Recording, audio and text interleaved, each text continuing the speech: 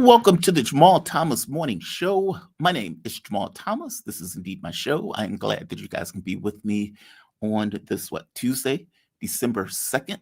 We are moseying on away from Thanksgiving. We're moving our way to Christmas. I am looking forward to the holidays, and I hope you guys are also. But nevertheless, we're not there yet. And as we're not there yet, it is time to do the news. I'm going to give a shout out to the chat, give a shout out to everybody that's joining me. If you're under the sound of this voice, you have my thank you for being under the sound of this voice. A lot of news, a lot of news. I have been fascinated by what has been taking place in the United States regarding these strikes against Venezuela.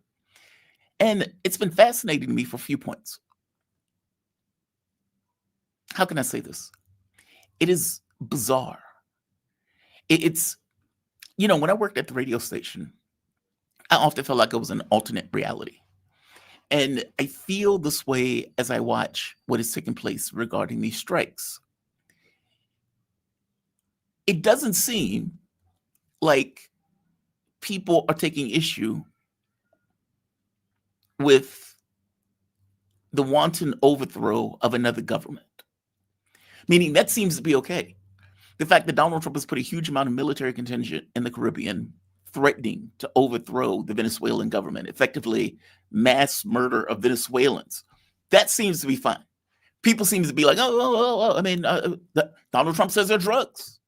And even though we know that's nonsense, oh well. They don't seem to take issue with the murder of random people in boats. That seems to be okay. So again, it's like you're looking at this, and you're like, okay, so Trump is threatening to murder a lot of Venezuelans. He's already been murdering people from Colombia, Venezuela, in boats that we have no idea who these people are. What they do take issue with is a double tap. And you're like, wait a minute. The first tap was illegal. But it's the second tap that is everybody in a tizzy. That is so bizarre to me. So Hegseth, they have been getting a lot of pressure from people saying, wait a minute, you murdered people who were hanging on to the side of the boat. It's like, yeah, but you also murdered the people who were already in the boat. And in other boats, like 30, 40 different strikes. Why is this one somehow different? But what they would say is, well, this one is different because after you blew up the boat, there were people who were still alive hanging on the side of the boat, and you went and murdered those people also. Okay. So why wasn't the first strike? Why wasn't that illegal? Why was that okay? But the second one is the one that you take issue with? And beyond the military strikes, this gangsterism in the White House, where they're effectively saying, we want to steal oil resources and everything else, and we want to militarily get rid of the president of a country that we don't particularly like. That's astonishing. How weird is that? And now they're saying, well, the fact that Hegseth attacked those people on the side of the boats, that's illegal. All of it is illegal. What do you mean the double tap is illegal? All of it is illegal. And yet that has been the pressure that has been coming on this particular issue with the White House distancing itself from Hegseth. Like, hey, man, Hegseth did what he had to do. And Hegseth distancing himself from the commander that was following Hegseth's orders. So it's like, Trump is like, hey, Hegseth did what he had to do. But I didn't necessarily tell him to do that. Hegseth is like, hey, I fully stand by the military commander that did that strike. Notice, though, he's saying, I stand by him who did that, not me. Truth is, he was following Hegseth's orders. And the reporting that is coming out of the Washington Post and some of the other publications are making it clear that it was Hegseth's orders to effectively murder whoever was there. This is illegal. The first strike was illegal. All of it is illegal. And again, I keep pointing out, if indeed they thought that there were drugs being imported from Venezuela to the United States, and you have enough military force to blow up a boat, you also have enough military force to capture that boat and prosecute. But they're not doing that. This is just wanton murder. So it is amazing to me, some of the stuff that the United States and like the political space and the media space in the US, the way they talk about this stuff. It's like, dude, all of this was illegal. Nobody believes in real terms. Yes, there's some rando sitting in bumfuck Alabama that believes, well, Donald Trump is fighting, drugs. Yeah, that rando may think that. But most people who lived through weapons of mass destruction in Iraq, and that was a lie, know that this is nonsense. This is a soothing lie that allows them to ignore their conscience, to ignore law, domestic and international, in order to get rid of somebody who they don't particularly like, who they've been propagandized to hate for God knows how long. That's all this is. It's grotesque on so many levels. And yet, the thing that they take issue with is, well, murdering people in one strike is okay. But if you hit them twice, that's beyond the pale. That's beyond the pale. It's just astonishing. I mean, I was looking at the response by media on this. Like, for example, this is Levitt, Trump's golden-haired press secretary, during the how this wasn't illegal. Andrew, go ahead. Sure. First on the Venezuela strike, you said that second strike was in full accordance with the law of armed conflict, but the Navy's own manual of law of war says that specifically firing on survivors from a wrecked vessel is an example of a war crime that's forbidden under U.S. law and the law of armed conflict. So how was that second strike in following law of armed conflict in that second operation? Again, Andrew, I would reiterate to you the strike was conducted in international waters and in accordance with the law of armed conflict. And since somebody asked about Congress, and it's sort of related to Venezuela, I also want to add that Secretary Hegseth spoke with members of Congress who may have expressed some concerns over the weekend. And there have also been 13 bipartisan briefings to Congress on the Venezuelan strikes. There have been a number of document reviews for members of Congress to review the classified DOJ Office of Legal Counsel opinion and other related documents. 29 senators. Just put into context what's taking place here. A reporter asks a damn good question. Hey, based on our own laws, that strike was illegal. There were people who were still alive who you just murdered. Full stop. This is not in question. This is not under debate. This is fully understood. You attacked a boat. There were people who are still living, and you murdered those people viciously with malice. Under our laws, that is illegal. How do you square that? Well, I mean, they were in international waters, and we've spoken to Congress, and we briefed Congress, and we briefed senators, and it's like, that doesn't really answer my question. Under our laws, what you did was grotesquely illegal, like even by the standards that the U.S. plays with, right? I mean, keep in mind, we're talking about the president of the U.S. trying to overthrow a government, threatening to mass murder Venezuelans for no reason. There's no pretext to this. The pretext is just being made up. It's like enhanced interrogation. Well, that's just torture.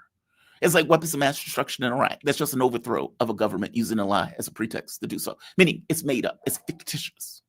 It's understood to be fictitious. It's a thin fig leaf of a fig leaf that they're using effectively to do this. And they're okay with that. I'm trying to get across how grotesque this is in the sense that even the U.S. is like, whoa, that's a bit much. You just murdered people. Yeah, they just murdered people.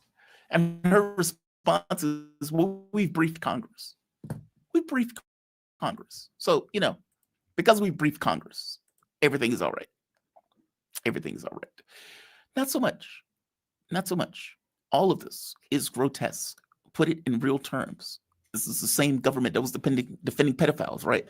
So what can you all that much expect out of a government that behaves this way? And then you have the clip of Tulsi Gabbard early on saying, well, we've moved past regime change wars. Have we, Tulsi? Have we, Tulsi? Have you seen Tulsi lately? Have you seen her lately? Not so much. So there's that. The other issue is Witkoff is in Moscow. Witkoff is in Moscow. And Witkoff is not just in Moscow. At the exact same time that Witkoff is in Moscow, and I guess you can say a few days earlier, Putin in camo, and as I always point out, when Putin is in camo, shit has gotten real.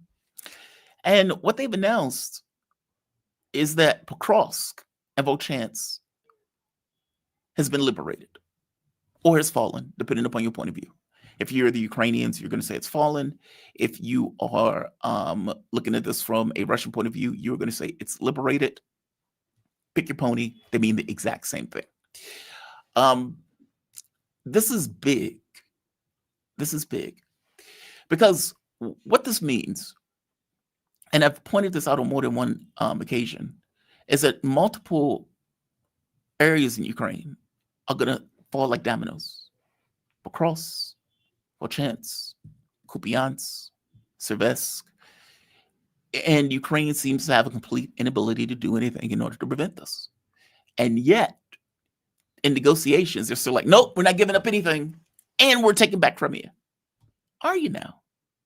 Are you now? Tell me more about how you want to be an astronaut and a cowboy at the same time. Tell me about these mythical, magical things that you believe in. Truth be told, Ukraine doesn't have to agree to anything.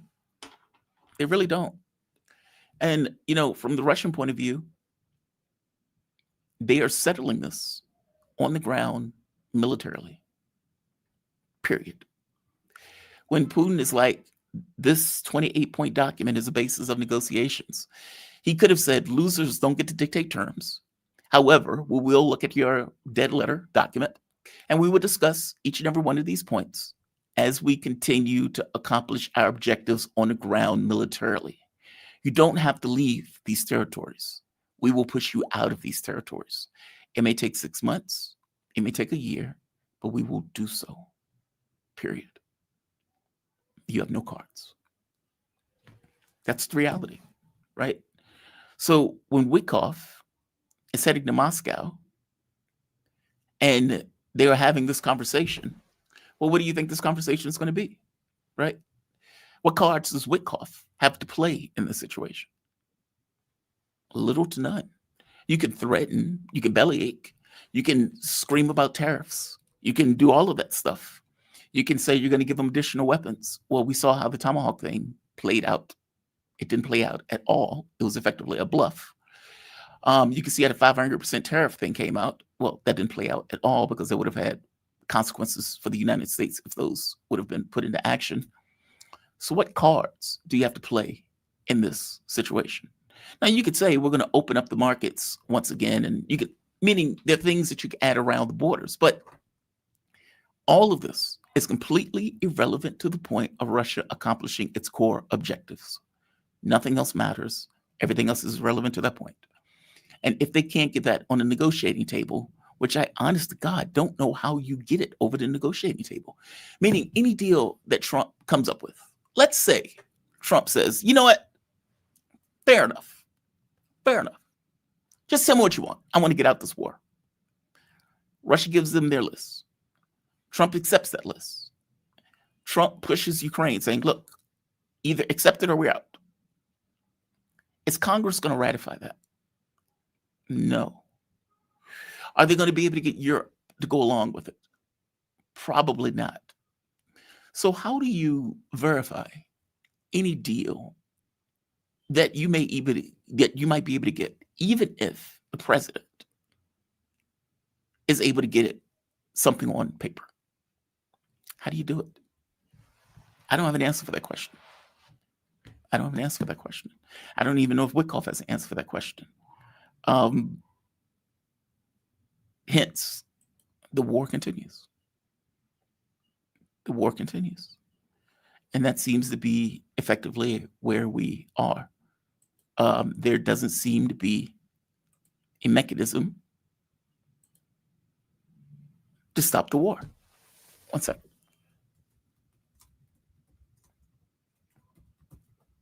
Laith is supposed to be joining. I'm just making sure he's still joining. There doesn't seem to be a mechanism to effectively stop the war. And for better or for worse, all of these people are going to continue to die. Russia's going to continue to make their advance. And what seems to be the case is, despite Russia being, I suppose, open to some kind of compromise or some kind of deal, providing that that deal can be legitimized, can't be another Minsk 3. I suppose in their mind, we will accomplish our objectives on the ground militarily. No more, no less. So the meeting with Witkoff has taken place. If I had to guess what was going to come out of it, my guess would be nothing. Putin will be very patient. He will be very pleasant. In the context of being pleasant, he will listen to what Witkoff has to say, and he would reiterate the core demands that Russia has effectively had. Witkoff would say, hey, can you show flexibility? He would say yes. And he would explain the core demands that Russia has, that they require for any kind of deal to take place. Witkoff would take that, go back to Donald Trump, and Trump will bellyache and boohoo. Ukraine not accepting the terms. Europe not accepting the terms. Russia, who is literally accomplishing their objectives and will take Donbass within 6 months, obviously is not going to accept terms below their core demands, as they are the winners of this conflict. And so you effectively have a situation where everybody wants to end the war, but nobody wants to end it in terms that they deem to be unfavorable. And understand, from a European point of view, what do they care, right? Like, these aren't, I know Macron has come out saying that he wants French troops to go into Ukraine. Okay. As long as you explain to their family members that they're going to die, then fair enough. You can do that. It's your world. If those mercenaries and businesses are stupid enough to do that, they're going to die. I hope they have huge life insurance policies to give to their families. And I hope they can explain to their families why they're going to die. There's that. My point is this. What is the leverage? What is the thing? Europe is not participating in these negotiations in any real sense of the term. They have no swords. They have no military. They have nothing that can contribute to this particular process. They're on the outskirts. They're at the door knocking, and nobody is opening that door. So what is the device that they have that would get them to say, hey, maybe we should end this? They obviously don't care about the Ukrainian lives. So let's just get rid of that pretense. And so what you end up with is Europe that wants to fight to the last dead Ukrainian, with the idea of either overextending Russia, or, if not overextending Russia, to get the last dead Ukrainian or the last Ukrainian to kill one more Russian before that last Ukrainian dies. There's no leverage. There's no push. There's nothing from the European perspective. I know a lot of people think that Europe is blissfully unaware of what is taking place on the battlefield. And Europe believes that Ukraine is fighting a good war, and Ukraine is fighting to a stalemate, and Ukraine is doing this. I don't believe that at all.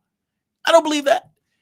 I believe that their knowledge of what is taking place on the ground is just as astute as anybody else, including the media at this point, that has been reporting, let's say, the difficulties, Herculean, that word is doing Herculean work, the difficulties that the Ukrainian military is suffering. I think they get it. I think they don't care.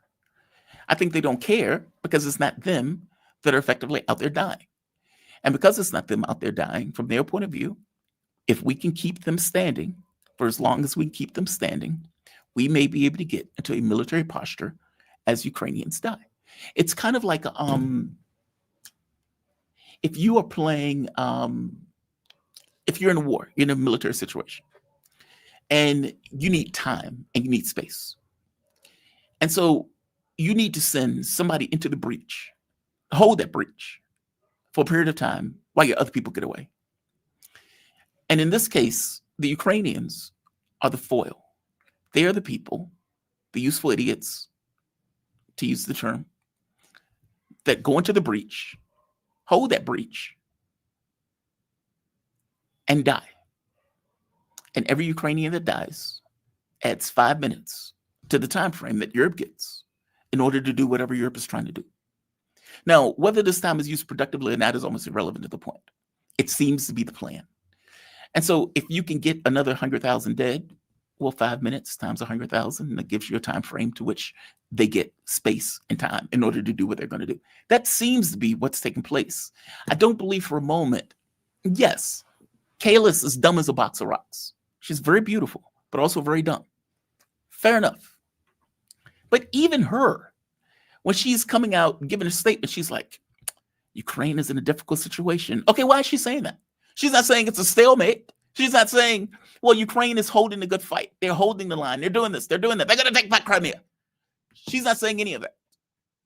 That's what they were saying before. They're not saying that now. What they're saying now seems to be a complete and utter recognition of what is happening on the ground in real terms. And because of that recognition of what is taking place on the ground in real terms, their language has changed. The deal, 28 points, has popped up out of the blue. This stuff didn't come out of nowhere. I hope you get my point. People who are making the argument that Europe is only listening to the Ukrainians, and in listening to the Ukrainians, they're coming away with a different assessment of what is happening on the ground. I think those people are wrong. I think they need to be more cynical. Europe knows. They get it. They just don't care. I know that sounds brutal.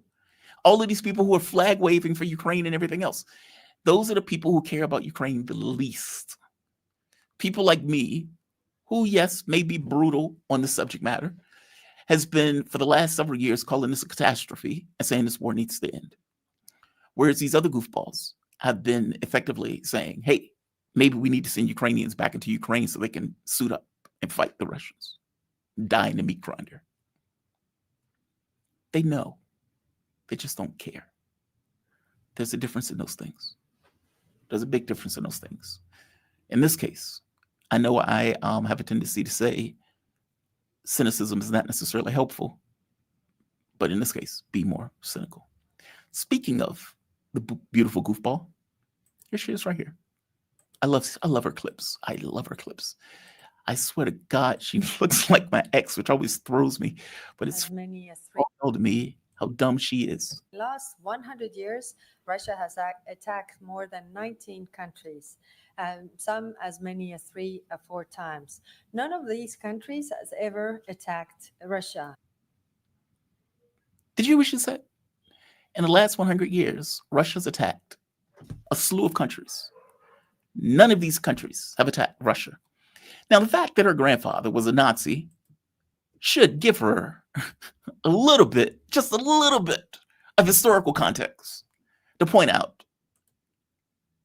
that Russia has been invaded on multiple occasions, including by the United States, including by Britain, including by, obviously, Germany. That is the level of intellectual gravity that is effectively in Europe at this moment.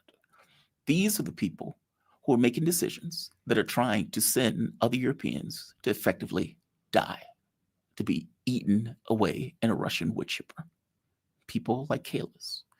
I don't know who elected that goofball, but let's be honest. The male Kayla's with penis, Keir Starmer, or Macron, who gets beat up by his wife. None of these people are that much any better, or are any better. Tusk, Rudy, all of these people seemingly are trying to posture themselves to get Europeans to go and die. I don't understand how Europe continuously starts world wars over and over and over again. And yet they seem to be posturing themselves to go into another world war. It's amazing. Nevertheless, they are out here now saying that they want to have preemptive strikes on Russia in a defensive capacity. Let's see how that works out. My point is very straightforward. Ukraine is not in a situation where, let's say, their prospects for health and happiness are very high. The Europeans are doing any and everything in their power to put the kibosh on anything that comes out, not because they don't know what is taking place on the ground. They exactly know what's taking place on the ground, and they don't care. Donald Trump and his 28-point plan is coming out of a process of recognition, every bit as much as the Europeans' recognition that Ukraine is being torched. They get it. They understand it. The roving blackouts, the $50 billion in debt, the political turmoil, none of these things are measures of success. And you just got the European Commission, the ECB, just saying, we're not giving them we're not giving them a loan off of Russians $140 billion. We're not doing that. You got to find some way out, figure out some other way to get the money. I don't know how they're going to get the money. Belgium doesn't necessarily want to take the hit by themselves. And so up to this point, they haven't been able to get their hands on the Russian money. So you have a budget shortfall. The European economies, especially Germany, France, et cetera, have been taking a massive hit, even up to the point where France and England are calling for bailouts. Where are you going to get the money to put the budget shortfall in Ukraine, or to fill the budget shortfall for Ukraine, in order to keep them to fighting a losing war? At the exact same time where Nabu and Sapo are pointing out, hey, these guys have been embezzling hundreds of millions of dollars, and depending upon who you talk to, billions of dollars of our money. So you get these European idiots saying, let's give them more money to embezzle. Let's do that. They've been embezzling a bunch of money. Let's give them more money in this process. How do you justify giving a corrupt government more money when it's obvious that the government is overtly corrupt? And let's be honest, it's been that way for a long time. How do you do that? My point is, none of this is a measure of success. All of this is the utter and complete disaster. And yet, from the Europeans' point of view, we need to keep this war going. The Trump administration and their 28-point plan, as I point out, is a dead letter. It's a dead letter. What's positive about the plan is that the plan is indicative of a recognition of what is taking place on the ground and the level of humiliation that's going to take place when the Ukrainian military collapses. The Trump administration gets it. They don't want it to be a collapse.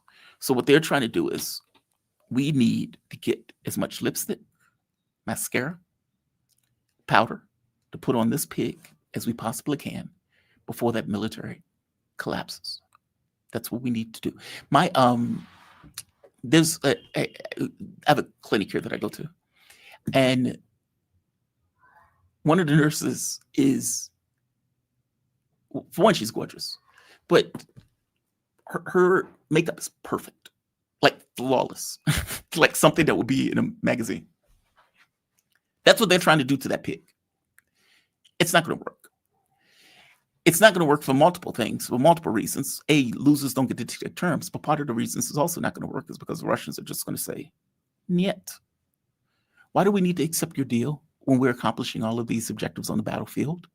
Why are we going to come up with strange, open-ended provisions where we can accomplish our objectives on the battlefield?"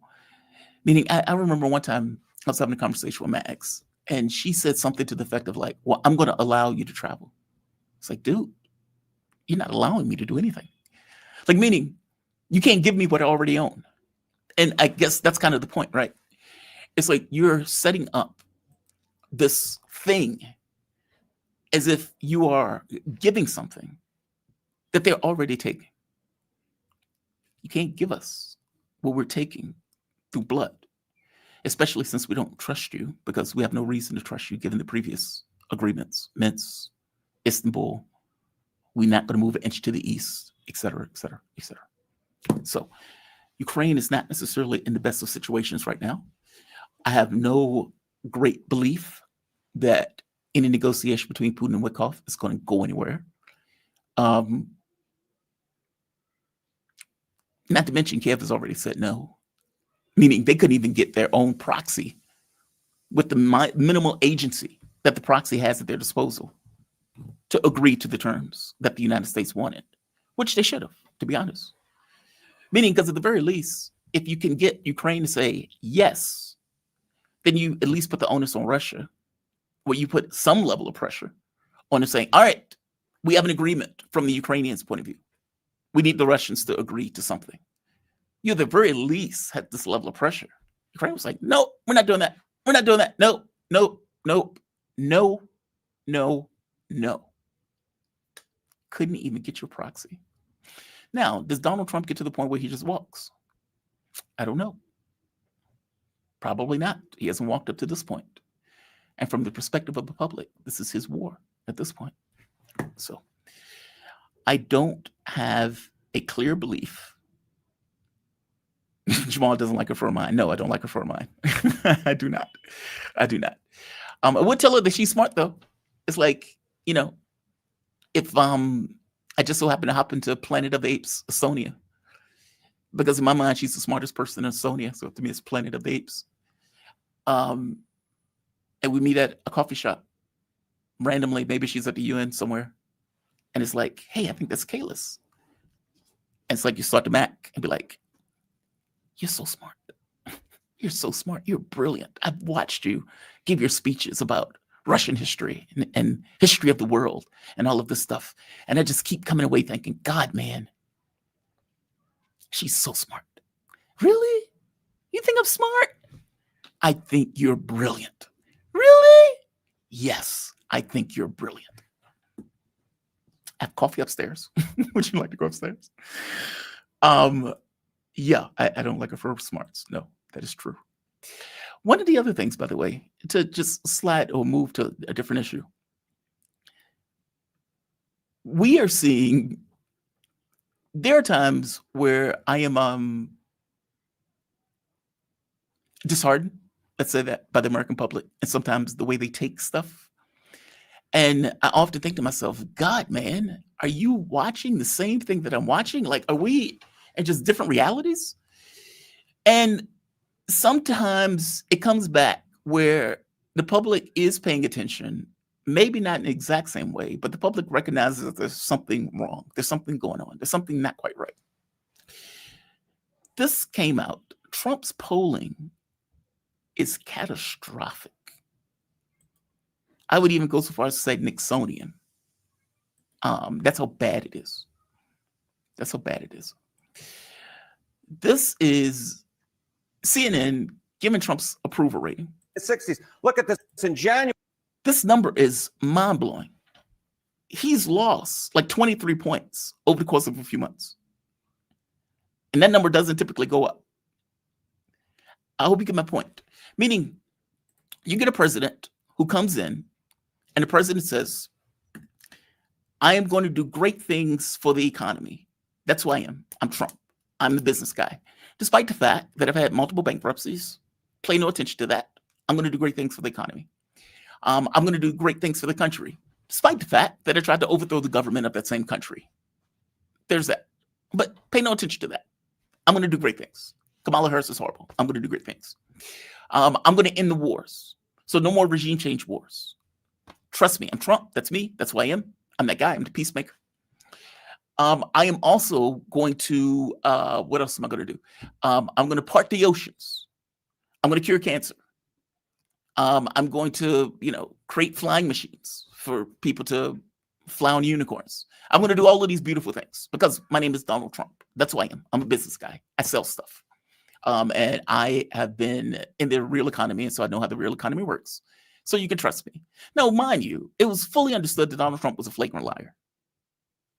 If you didn't know that, That is mind-blowing. You probably shouldn't be around fire or knives. But flamboyant liar was up against an empty suit and was able to win that election, won that election. And so the public says, all right, you said you're going to end the genocide. Okay, we expect that. You say you're going to end the war in Ukraine. We know you're relying about 24 hours, but we expect you to end that. You're not going to start new wars. We expect that. You're going to do great things for the economy. We expect that. And we expect you to get a handle on the budget because we're at $37 trillion in debt. So we expect that.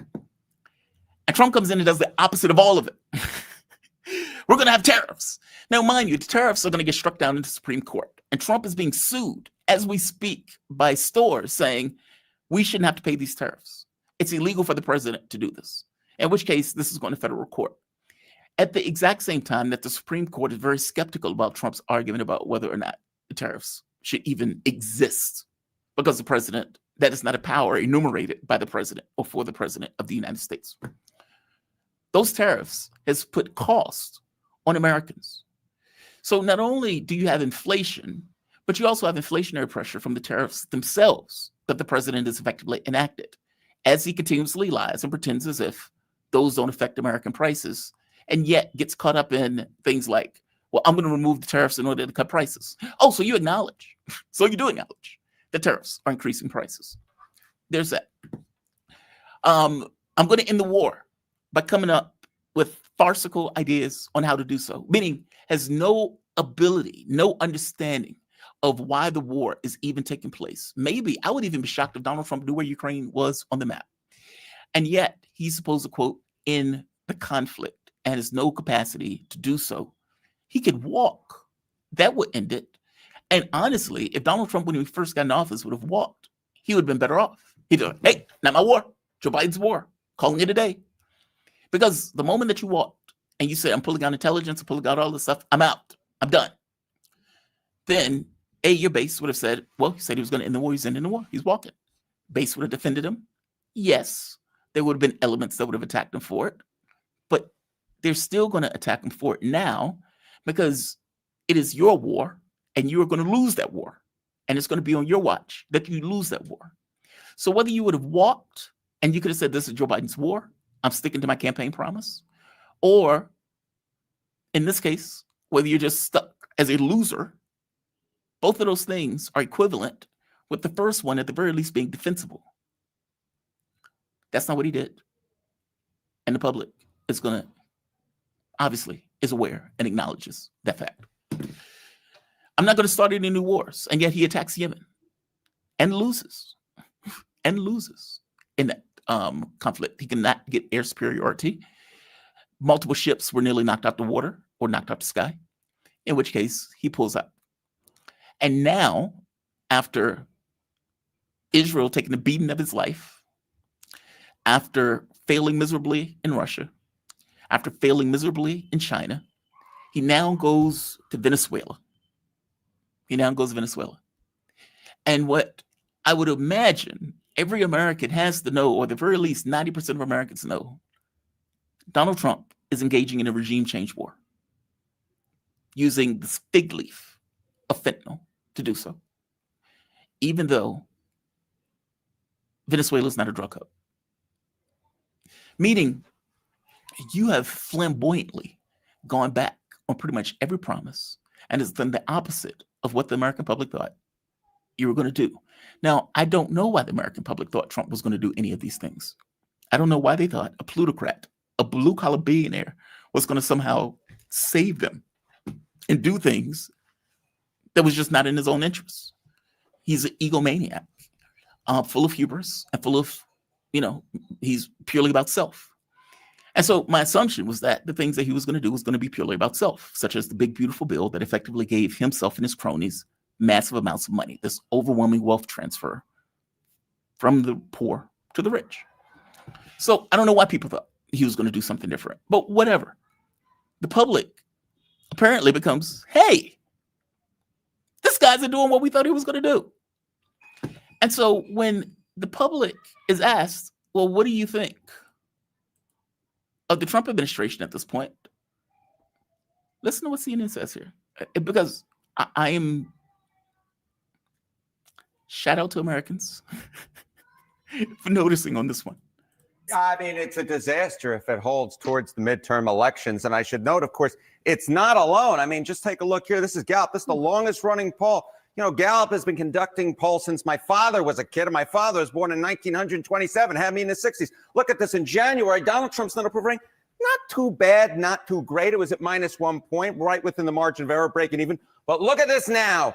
Negative 24 points, way down. We're talking about a drop of over 20 points in the wrong direction for the President of the United States. Minus 24 points, that's a 23-point move in the incorrect direction if you're the president. And of course, what's so important here, Sarah Seidner, is it matches the trend that we've seen with other polls. That is Donald Trump hitting his low for the second term. I was doing the count last night. I think we're up to 10 polls in sort of the last 40 days.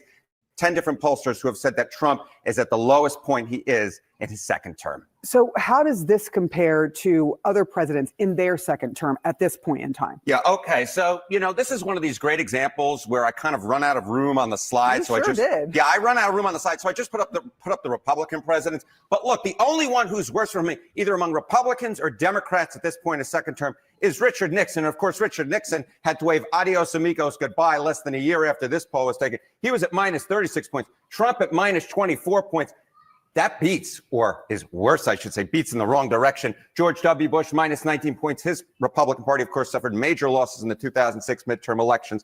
Dwight Eisenhower, plus 31 points. Donald Trump has never smelt that at all. I had to go into the archives to dig up that photo. And Ronald Reagan at plus 41 points. But again, it also is worse than Harry S. Truman. It's worse than Lyndon Baines Johnson. It's worse than Barack Obama. It's worse than Bill Clinton. Anywhere you look, this is the second worst for a president of either party at this point in their second term. Nixonian. It's Nixonian. Bad, that is. It's reaching Nixon level bad. Nixon was literally impeached. And if it wasn't for the Senate, or if it wasn't for him stepping down, Nixon would have been convicted in the Senate. They effectively told him, look, dude, you're going to get convicted. Nixon left, not a crook, calls it a day, in which case he gets pardoned.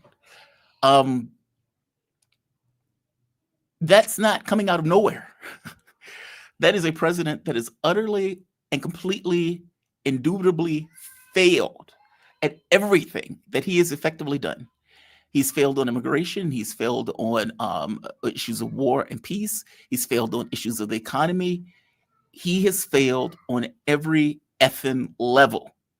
And the American public, and obviously you don't get that negative 24 with just Democrats. Those are also Republicans. Oh, let's not forget Epstein, throwing his body to protect the pedophile, right? Oh, we must protect the pedophiles.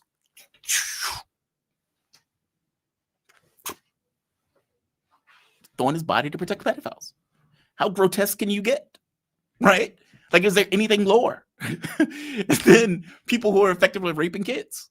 And Trump is like, well, we obviously need to protect those people, especially since my name might be on that list. And his name was obviously on that list. Trump was friends with a pedophile for decades.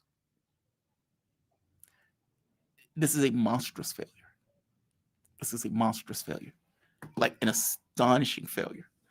And there is no recovering from this. Like, look, Trump can go around and try to create reality all he wants. I've gotten 30 peace deals. I'm protecting Christians in Nigeria.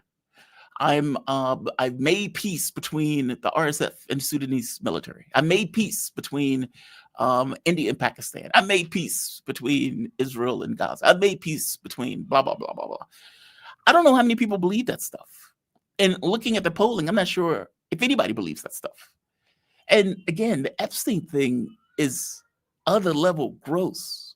It's other level gross. Even by his own party, it is other level gross. I don't know how you recover from that. And, the sad part about it, Democrats, oh God, man, fucking hate politics at times. A very cynical point of view from a Democratic, let's say, strategist assessment. We don't have to do anything. Let Trump be Trump. Hands off. Hands off the wheel. Now, you get Democrats screaming, why aren't you doing anything? Why aren't you fighting back? Why aren't you pushing back? Why are you letting them do all of this stuff? Oh my God, the world is going to hell in a handbasket, and you're not doing anything. And so Schumer shuts down the government for a while, and of course folds because they're weak. But the key point to that is, if you're a strategist and you're looking at this, you're thinking to yourself, let Trump be Trump. Now, why do I say that? Why do I say let Trump be Trump? If you're a Democratic strategist, and from your point of view, in a political space, you don't really want things to change. Meaning, you as a Democrat are not in this to exert yourself. You're not in this to change things. You're not in this to put forward a program, put forward a new America, to put forward something as a policy proposal that would revamp how the public sees your party and what your party functionally is. That's too much work. You want things to remain the way they are. If you want to be able to continue to get money from plutocrats and from oligarchs, then you doing stuff that will be contrary to those oligarchs' interests will prevent you from getting money from those same oligarchs. So that is a hedge, right? That's a hurdle that you have to get over.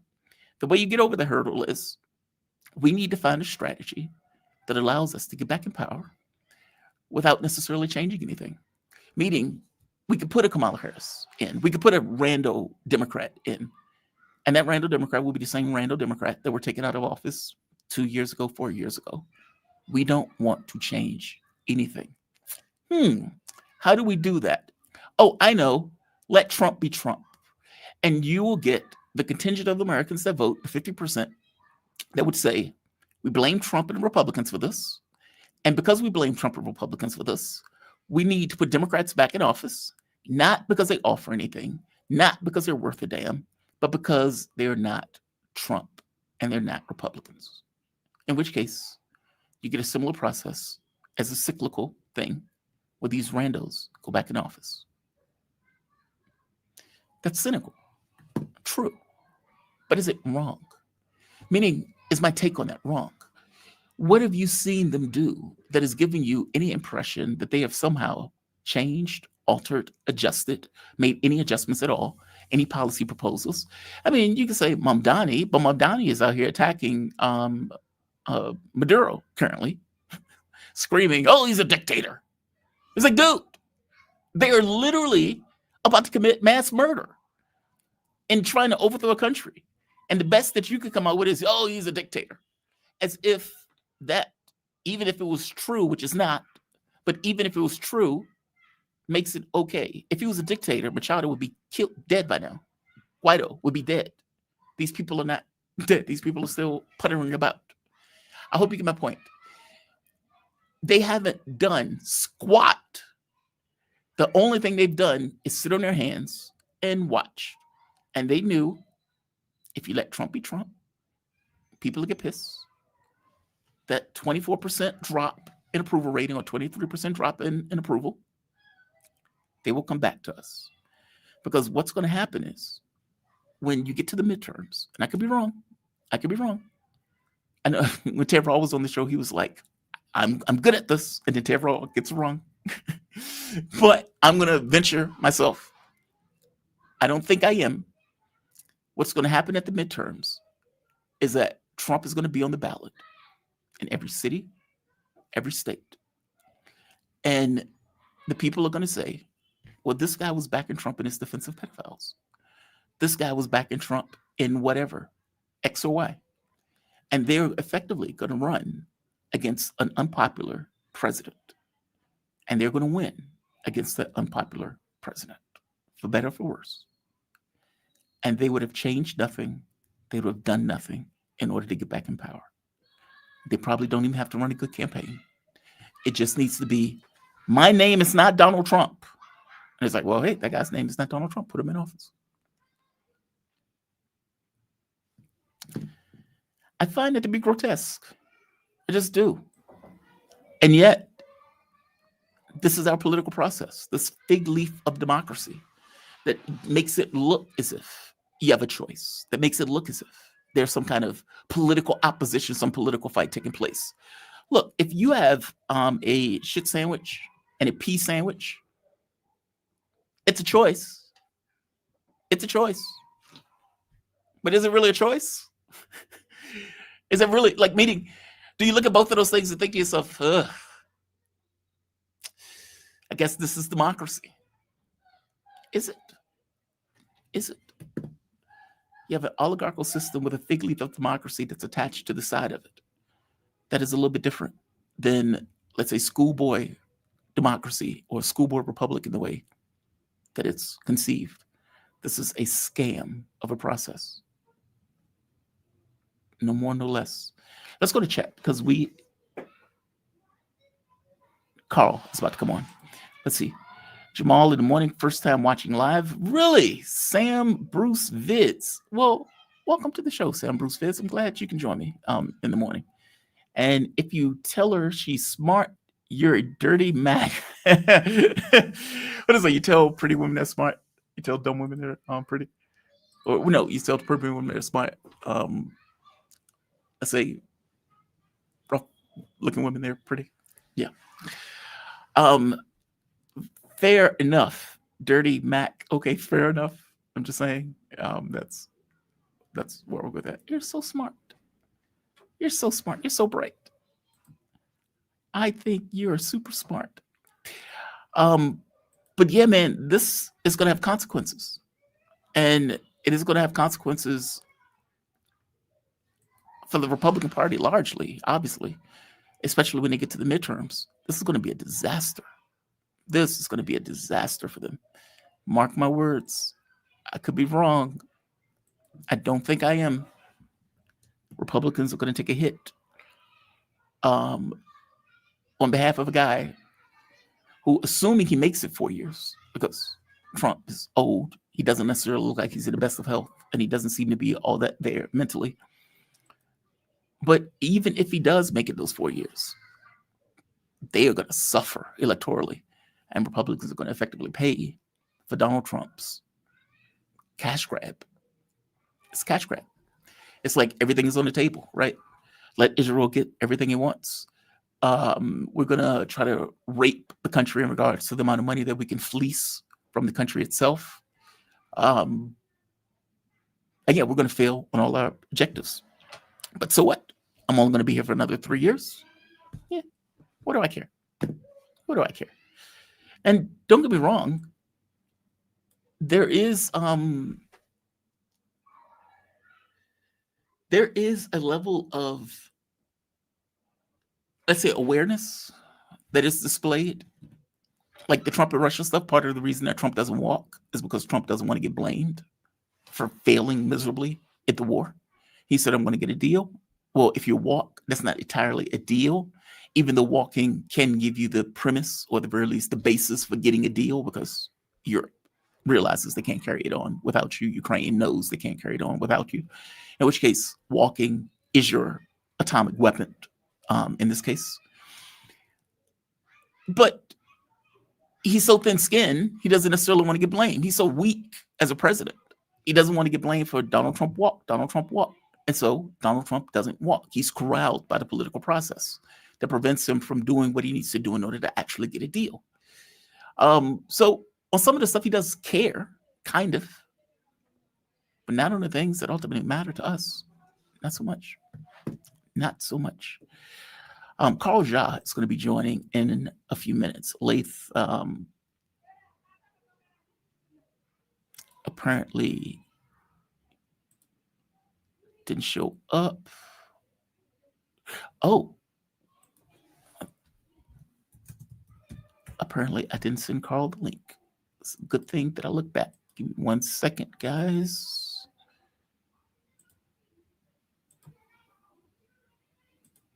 This,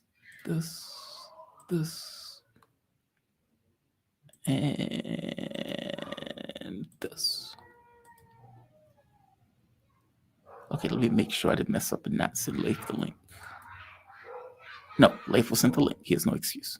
He has no excuse. All right. Carl is going to be here in a moment.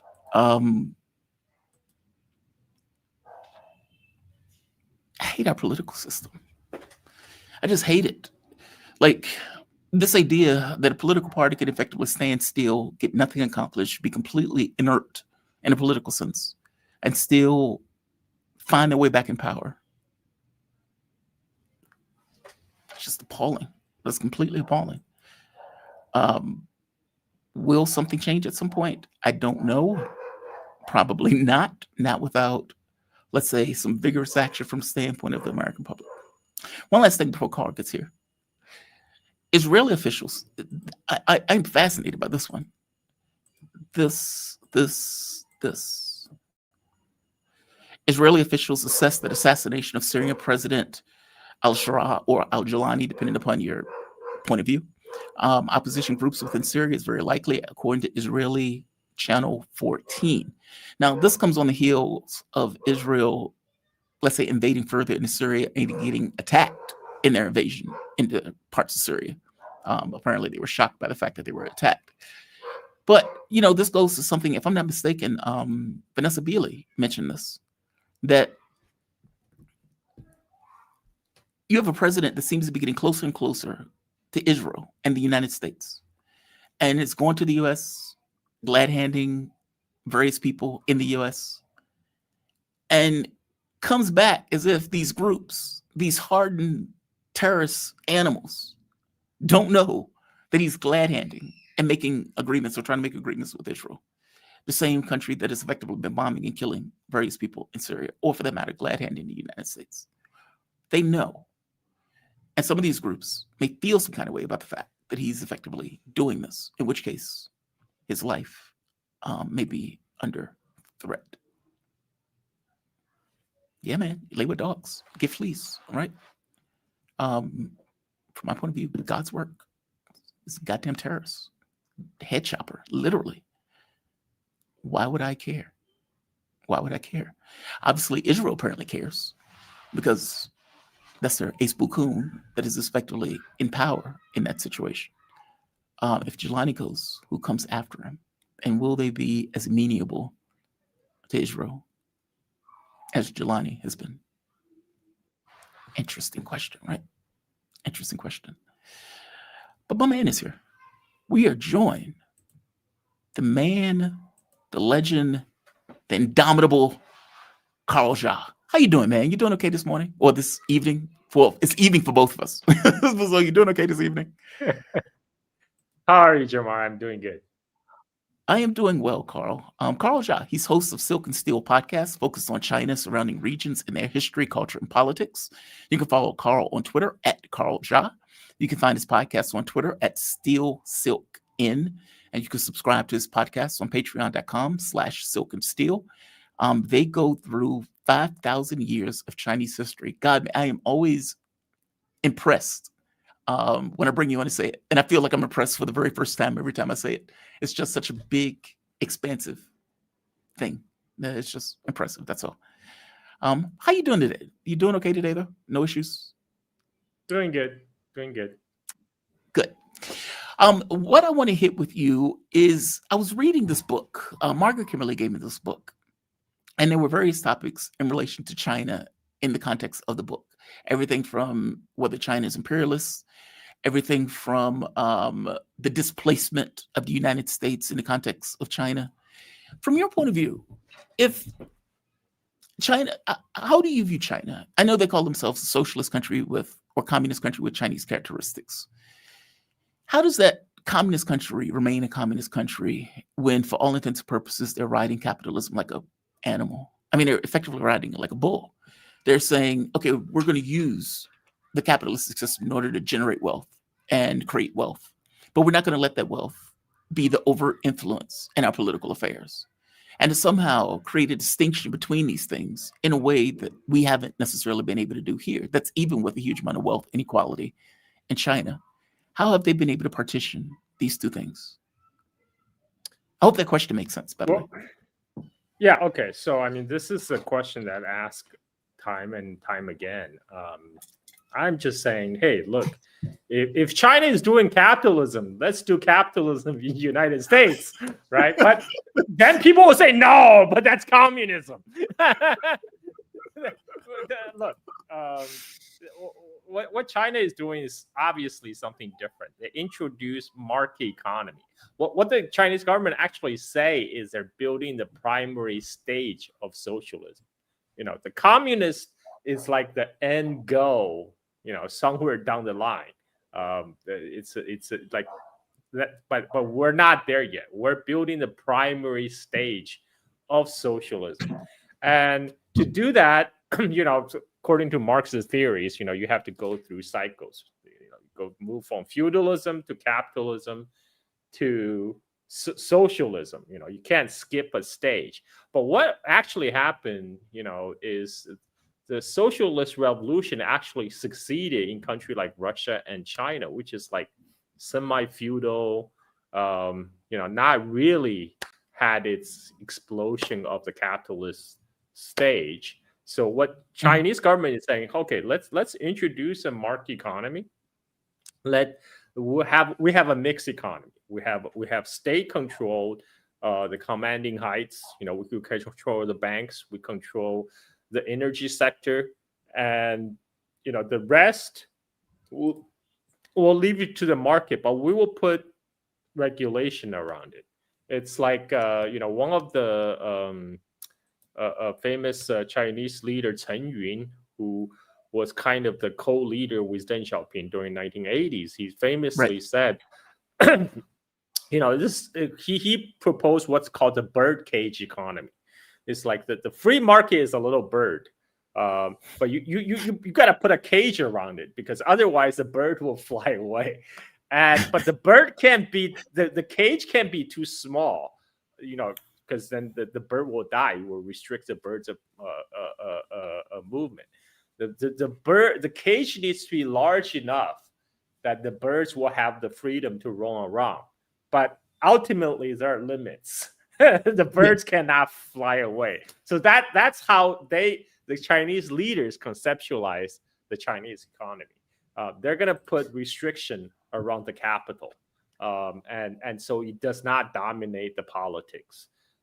We saw that with slap down against billionaires like Jack Ma, for example, when he tried to branch into finance, and Chinese government's like, no, we're not going down that route. This is our domain. This is the domain of the government. We're not going to allow follow the same pattern of highly financialization that happened in the United States. That end up hollowing out the real economy. So, I hope that gives some answers. But ultimately, what Deng Xiaoping has said is it doesn't, socialism is not poverty. We need to be able to provide a decent quality of life for our people. Otherwise, we have failed. If we cannot compete successfully with a capitalist society in providing a good, decent living for our people, how can we then demonstrate the superiority of the socialist system? And then he goes on to say, it doesn't matter if it's a cat is black or white, as long as it catch mice, it's a good cat. So the goal should still be how to provide best for your people. And I think Chinese government had done a good job in the last 40 years. Since I have been alive, I witnessed that. Yeah, Margaret Kimberley, in her chapter of the book, she points out that basically China can't be contained, and I've seen this for myself, like trying to get a train from Richmond to Chicago, and you can't get one.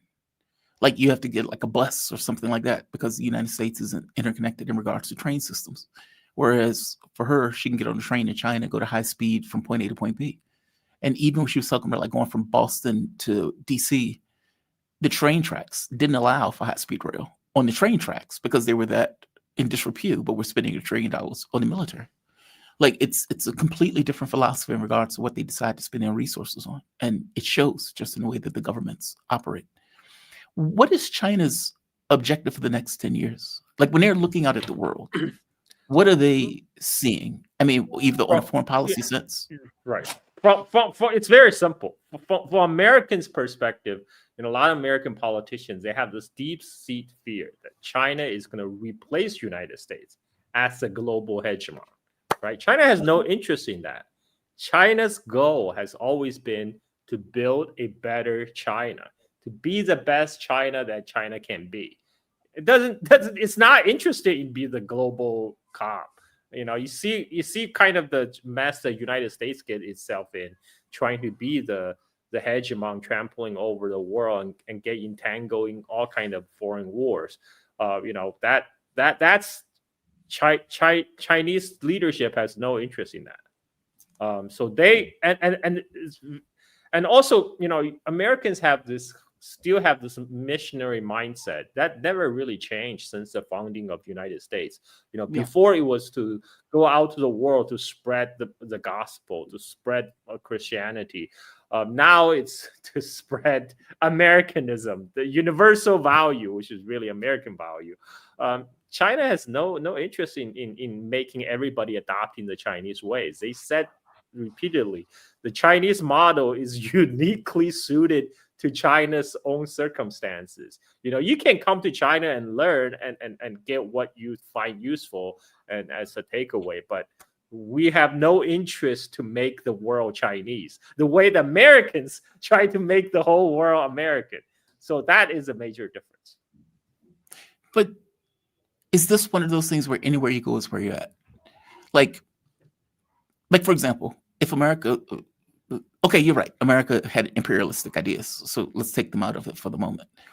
But is by virtue of building a better China that they're going to end up being the global hegemon regardless of anything else? Meaning, if China just focuses on China. China will be one of the dominant power in the multipolar world. But there will be many other poles, and China is not interested to run the world affairs of other people. But China will be strong. China will have a very strong economy. Will have a very strong military. But China is not looking to expand its territory or expand its jurisdiction abroad. China just want to do business. That's it. Just want to do business with everybody else. What China has done with the Belt and Road Initiative, though, is to build connectivity, global connectivity. But ultimately, it's also to bind the world to China through the Belt and Road project. So now China becomes a new nexus of power. Yes, China will be one of the dominant poles of the multipolar world, but China is not seeking to be like the hegemon in a unipolar world. That moment has passed. There's not going to be any hyperpower, like U.S. was back in the 1990s and early 2000s. There will be many poles around the world. This is why China has explicitly not taken the bait of the G2 rhetorics offered by United States. Now, Obama, it was the first one who coined the term G2. Now that term has been picked up by Trump very recently. He tweeted out, "Oh, G2 is meeting in Korea," but China never signed on to the G2 idea because they recognize that's a trap. The idea of G2 is, okay, let's divide the world between these two big powers. We'll define our boundaries, sphere of influence, right? But it's seeking to cut out the other poles, right? For example, Russia, right? Where's Russia going to be in this G2 world, right? So this is why China's like, no, let's just do business. Let's forget about all these crazy talk about G2. Let's just do business. And that's a very practical approach. And that's the way they look at the world. Like whether it's foreign policy, whether it's anything else, it's like, look, we just want to focus on China for all intents and purposes. Exactly. China has a lot of problems, internal problems. And by resolving those, that's what occupy, I would say, like 80-90% of the energy of the Chinese top leadership is trying to fix all the internal contradictions within China.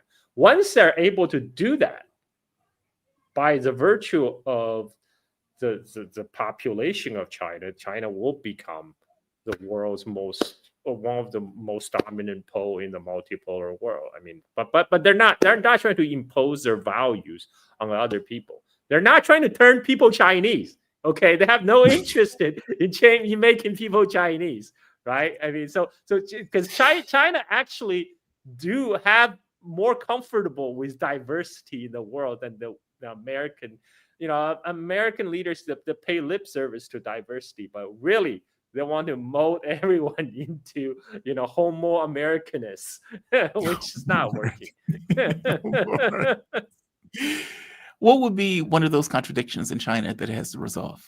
I mean, they seem to have accomplished something that we haven't been able to accomplish, which is this focus. Well, I mean, there's a lot of problems in China. One way China has been growing its economy in the aftermath of the 2008 global financial crisis was to shift from the export-oriented economy to a real estate center economy. Like a lot of money went to real estate development to build housing stock for China. That eventually became a bubble, which got bursted in 2020. I mean, right now, China is still in the midst of transitioning away from real estate into advanced manufacturing, into like EVs, robotics, AI, all the next frontier stuff. That's still an ongoing process. That process will occupy the Chinese leadership for quite a while. Also, part of that is kind of break through the U.S. imposed tech containment. For example, semiconductors. That China is not quite there yet. They still have not figured out a way to replace the process of EUV making the most advanced semiconductor chips. I think they're probably pretty close. Give them a few years, we'll figure it out. But I mean, for now, that is what the China is concentrated on to get through the tech bottlenecks, and after that, China will no longer be contained. I'm curious. Do you think that the U.S. has fallen into a trap on this? I mean, China has 1.3 billion people. The U.S. has 320 million. 1.4 billion people. Yeah. Yeah, they have a huge, just an astonishing number of people, right? So there's that, meaning there's more manpower. The industrial base of China is different. The energy base is different, meaning China has excess energy. Jamar, there's no reason for U.S. to compete with China, right? U.S. can just do what China does, focus on itself. If U.S. can fix all the structural problem that it faces right now, U.S. will still be a very wealthy place, a very powerful country. But that's not what our politicians, really want to do. No. That's what when you said that is a problem. It's like, come on, come on. I mean, like they if China says don't there's no Chinese model fit, like one fit all. What if there's one thing that United States can learn from China is freaking develop yourself, focus on your self-improvement, like that, including getting rid of all these vested interests that's kind of had the system locked down. That's locking down U.S. in this structural decline. A lot of the problem with the U.S. is only internal structural problem. Special interests, particularly the military-industrial complex, that keep U.S. pivot from one war to another in perpetual war to fatten the pockets of arms manufacturing. But then there's also the highly financialized economy, right? This is what led to the hollowing out of the manufacturing base in United States. Is because all these Wall Street guys have turned everything into financial speculation rather than making useful stuff. And this, but again, like our politicians don't want to solve the problem because they are being put there by those same forces, by those special interests to preserve the status quo, to keep on sucking money to the top 1%. So this is why I think U.S. need to hit rock bottom before it can get better. China had its own century of humiliation that forced China to get off its high horses and learn from the West. Well, I think U.S. needs its own century of humiliation, and hopefully it's not 1 century. Maybe on an accelerated path. But yeah, I think that rock bottom is going to happen. I mean, because they're obviously going to compete, right? But it's not competing in a sense of this feels different than when I say compete, like China by focusing itself, we automatically start to compete. Like. The way U.S. will be actually effectively compete with China is to develop itself, focus its own strength, not the Tony and Harden approach of competition. Exactly. Trying to kneecap your competitor. I mean, that hasn't worked. In China's case, that hasn't worked, especially when China still have U.S. by the balls in the rare earth. It's like, without rare earth, you're not going to have any manufacturing of the modern economy. You won't be making stuff, so forget about it. And so right now, Trump administration is finally, after 7 months, finally realizing that. So now they're kind of backing off, but they instead they just decide to go after Venezuela. Someone smaller size. After failing in Russia, failing against Iran, failing against China, they're like, hey, we need something smaller to go after to show our military might. It's like, our penis is huge, really, let's go after Venezuela. Because that's what it feels like, right? It feels like this is that the United States lives off its military. We spend $1 trillion a year on the military, and if your military can't accomplish its objectives in other parts of the world, we need to show that the dollar is propped up by a powerful military. And so we end up picking on Venezuela. I mean, that's one lens to look at it. Obviously, the relationship between Venezuela, Russia, China, and Iran plays into it, not to mention the oil and the minerals. But that's what it feels like. That's what it comes across as. It's them trying to show that we still got it at the ripe age of 55. And it's like, I can totally bag this 18-year-old at 55. It's like, dude, stop. Just stop. You're past your prime. I mean, you're right. We're trying to compete in the Tanya Harding way. That's what I mean with this feels different than the Cold War. In the Cold War, we were competing by trying to put stuff in space, dumping a huge amount of money into NASA. We were, at the very least, giving lip service to the middle class and putting through policies like the Great Society. We're beyond that. And it doesn't seem like we've had the ability to tack back to that in our competition with China. It's almost like when the Soviet Union failed, that was it.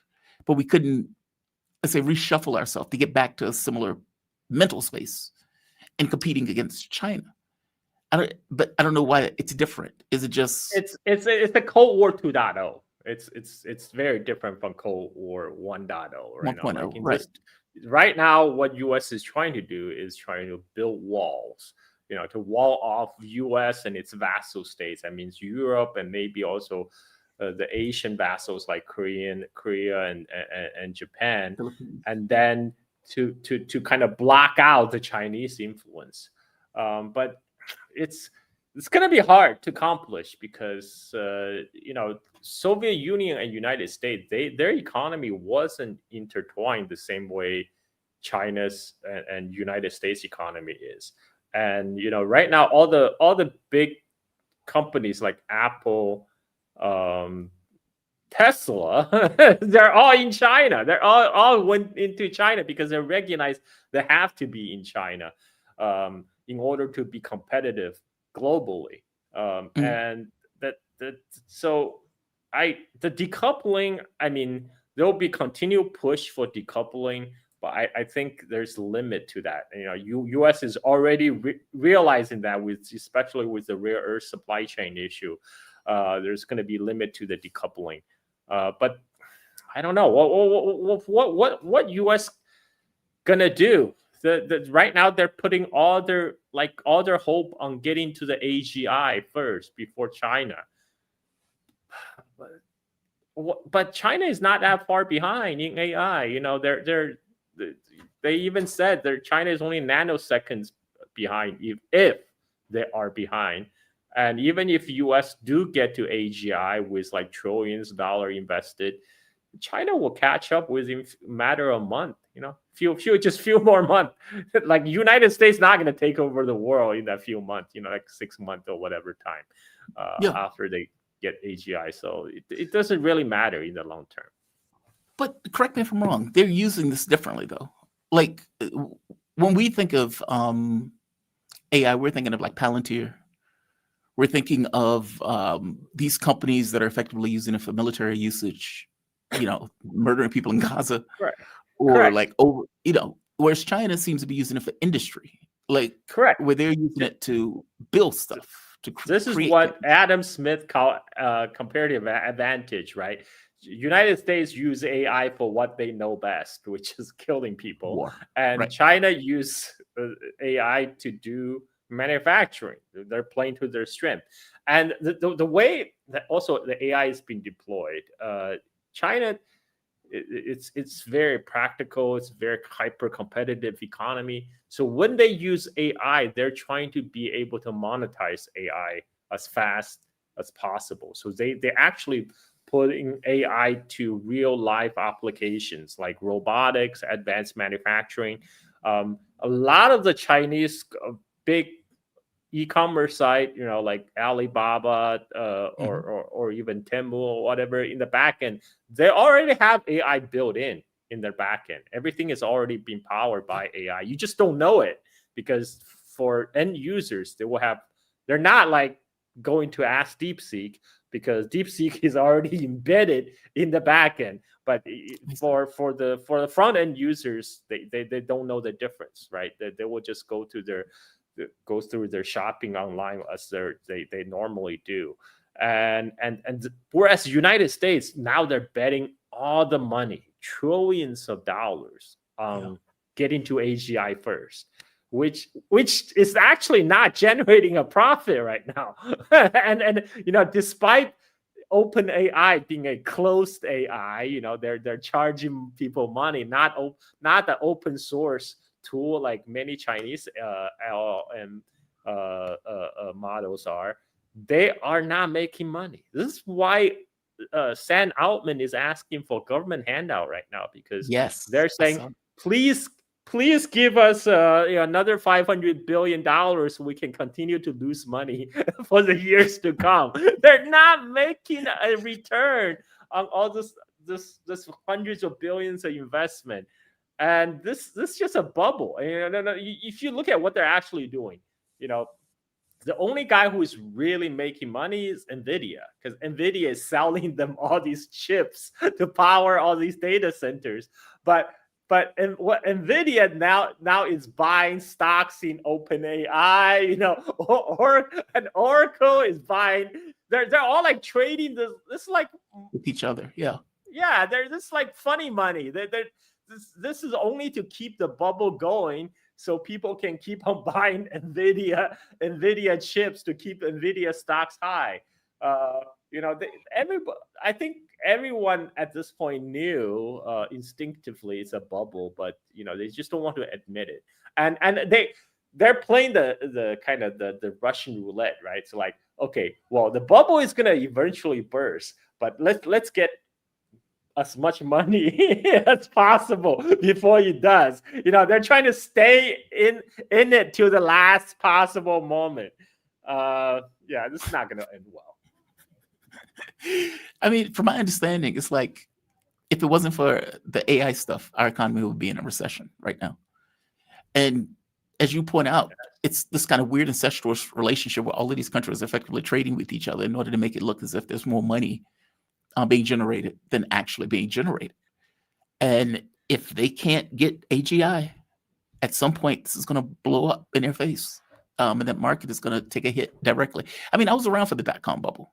I know you were too, where it was like all of these ideas about these companies would do pretty much nothing. They would make no money, and yet all of this money would be dumped into these companies. And finally, it came to a head where it all went belly up. And it feels very similar to now. But you don't think this applies to China, though? Or do you think it applies to China? Or you think China is effectively doing this in a different way where this doesn't apply? China is not spending like a drunken sailor on AI. True. The Kimi model, the latest AI model that came out, they spent $4.4 million training it.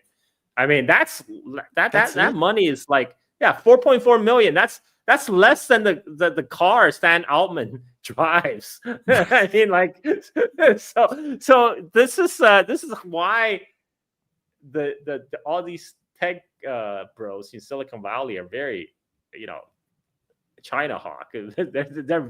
They're also blowing up this China threat in order to justify more money coming to their companies, because they say, you have the CFO and the co-CFO of Palantir, but also the co-founder of Palantir. They'll both say, we have to win this AI race. We cannot lose to China. Well, that's why Pentagon have to invest more money in us so we can make the AI killer machines. But yeah, it's a big grift, man. It's a big grift. Yeah. How does Xi Jinping? He's currently in power, obviously. When he's making relationships with these various countries and he's looking out at the world, it's weird. Chinese leaders seem to be a little bit different than American leaders, like what they look for, what they go after, even planning, like from the standpoint of like 4-year plans as opposed to, let's say, like 5 or 10-year plans. How does, when people criticize Chinese foreign policy, for example, and they think China should be more proactive, not just in the Middle East, but in other countries also, what would you say to that? I mean, because you can make an argument that says, well, they are proactive. They're building bridges and roads and hospitals, et cetera. And these things are matters of foreign policy. But I think people get used to this kind of militarized foreign policy of the United States. And I think you would point out that's not the way China looks at the world. Yeah, that's not, even if, the U.S. continue to implode and China continue to rise, China is not going to replace the role of United States to be the global cop. I just don't, like, China is not interested to impose an international order outside its borders. Like, I mean, China will offer to rebuild. Yeah, that's China can do within this capability, but China, I don't think China wants to overextend itself. Next question is why? I mean, if you had, like, Mearsheimer would make the point of saying, Mearsheimer, in his point of view, he thinks all of this is nonsense. He thinks China is just like every other country. Every other country has this idea of being a hegemon, whether they want to or not. And that when they get into a position of power, they would exert their power, regardless of what they say.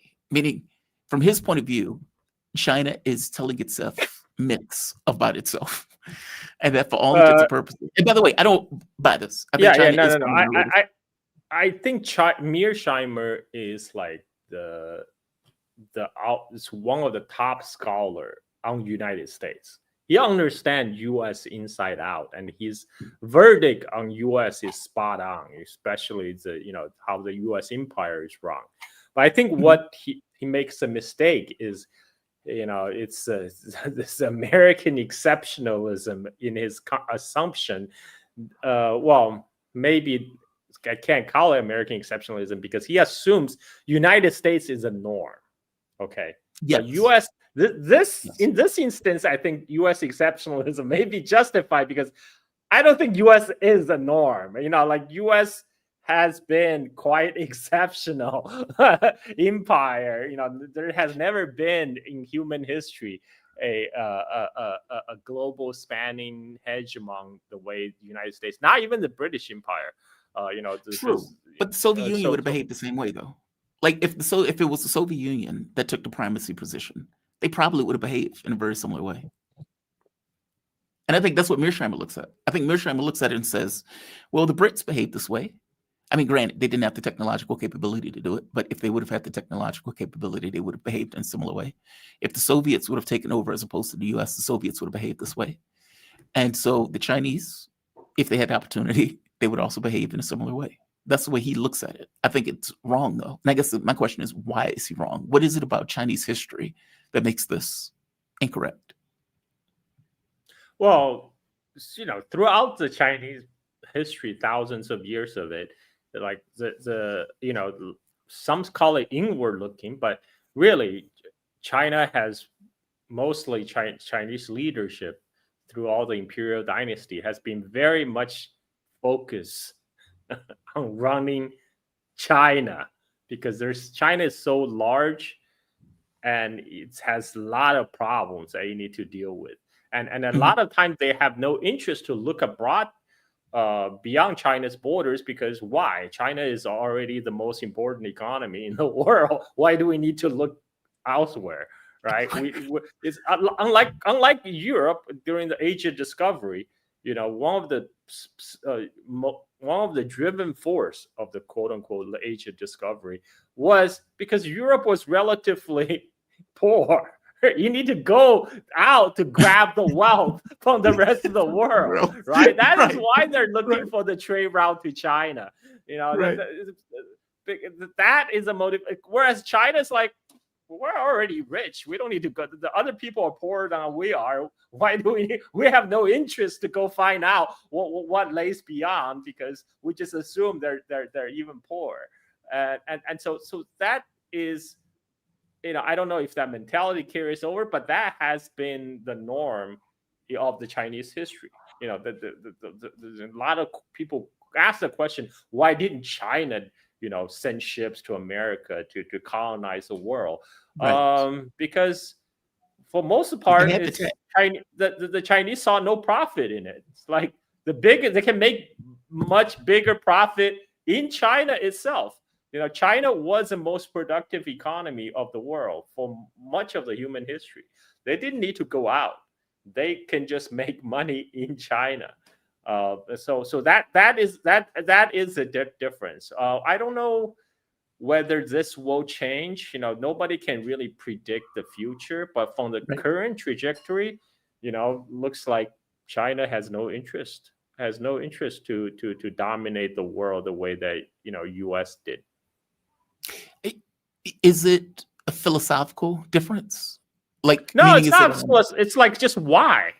Just mechanical, Why? basically. Like, why do we need to do this? Or like, why can't we just focus on making our lives prosperous?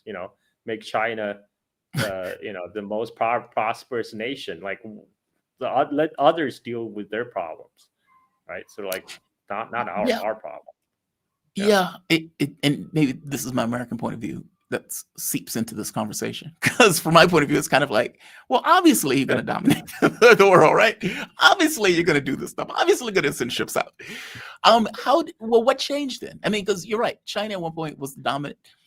Kalis of Estonia, Planet of the Apes, they don't know this apparently, or she didn't know this, that China was the dominant, let's say, country for thousands of years. But what changed? How did that century of humiliation come into fruition? I've heard arguments made, but give me your take on this. I mean, Industrial Revolution happened. That was a whole qualitative. It's a qualitative game changer, because by able to harness fossil fuel, like the exploitation of coal in England, using to build steam engines. You suddenly your productive power just went multiple, and that propelled England, and laid by osmosis the rest of the Europe, to propel them above the rest of the world. The Industrial Revolution was really the game changer. This is why before 18th century, the Europe hasn't, even though the Age of Discovery started back when Spain and Portugal started to sail the seas. Right. Up until 18th century, Europe hasn't been able to overcome the big continental powers of Asia, like whether in India or or China.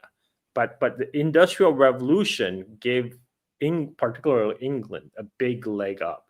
And that's a boat that China missed. And because China missed the boat of the first Industrial Revolution, that's where, and China had this complacency that developed over being dominant for thousands of years. So they kind of was a little bit slow to pick up the change. And this led to the century of humiliation. This is why I keep on coming back to the United States today. This is where U.S. is now. U.S. has been, a lot of Americans are resting on the complacency. Oh, Complacency. yes. We are still the number one power. We're all gonna, because those Chinese are gonna collapse anytime now. Like this, they cannot innovate. We don't need to worry about them. They're gonna demographically implode. There's a lot of copium still today. We're still very much stuck in the denial phase of the 5-step grieving process. Whereas China, they have learned their lessons, very hard lessons during the century of humiliation. They learned, okay, we got to learn the Western science, Western technology. Now China industrialized. That is Right. different. Before we had this age of great divergence, when Europe diverged from the rest of the world, through colonialism, imperialism, but most importantly, industrial revolution, and then now we're having an age of great convergence, when countries in the global south are starting to industrialize, but particularly China is industrialized. So now there's a level playing field, and now you're competing on infrastructure, you're competing on human capital. Guess what? China's human capital is like 4 times the size of United States, and so this is why they're afraid of China on AI. Why they have to adopt the Tanya Hardin approach, because China has one natural advantage. Because their AI is embedded everywhere, and they have such a large population, and their e-commerce is a lot more integrated. So that means they have an advantage in data. Because the AI is only as good as the data you feed it to train the models, right? So Chinese have the real big data, by the sheer size of their population. So they have that natural advantage. But right now, a lot of the American, especially political elite, some American, the smart fractions of American elite are starting to aware what's happening in China. But most of the politicians, they still have their head in the sand, if not firmly stuck in their ass. They just don't get it. They don't get it. Yeah. Speaking So, of, please finish. I'm sorry. No, I'm sorry. No. This is why I just going back to what I said earlier. U.S. need its own century of humiliation before they man up to do the hard task of structural reform, to actually So right now I don't see a way. Honestly, right now I don't see a way for U.S. to deal with a lot of the structural problem. But because there's still enough people that kind of, still get by. It's like kind of the frog boiling in the water. But we need the water to boil have the frog really feeling the heat, and then maybe something will change. Yeah, this was the argument I was making before you came on. That like how Donald Trump's polling has dropped like 23 points. And he has failed at everything. Like every task that he came in to accomplish, he miserably failed. And so the public is like, oh, Trump sucks. Let me go back to Democrats who offer nothing. So in a political sense, there is no way out. In a political sense, meaning the political structure of the United States doesn't necessarily allow for a solution to solve the issues that are structural problems that are associated with the United States. So then it's like, okay, so what does the public do? The public doesn't do anything. And so at some point that collapse is going to come. At some point that crash is going to come. it does. I don't. It doesn't seem like it's around the corner. I don't know. Yeah, I don't get it. Last thing, Wang Yi is in Moscow at the exact same time that Witkoff is in Moscow. What is that conversation going on with the Russians? I wish I know, but I can make some educated guess. Because right now U.S. is negotiating with Russia on how to end the Ukraine war, and Supposedly, there right. are also some leaks. We don't know whether those leaks can be trusted or not. That supposedly, the deal is for Russia to ditch China to have peace with United States, right? So I'm sure one purpose of Wang Yi's trip is there for both sides to reassure each other. Okay, there's there's not going to be another Sino-Soviet split 2.0. Right. So my that's my guess. My guess is probably something along those lines. But yeah, I mean, it's right now there's still a lot up in the air. I don't think, it will be hard for me to foresee like reverse Kissinger at this point, because given what U.S. has pulled against Russia, Yes. if I were Russia, it would take a lot for me to start trusting United States again.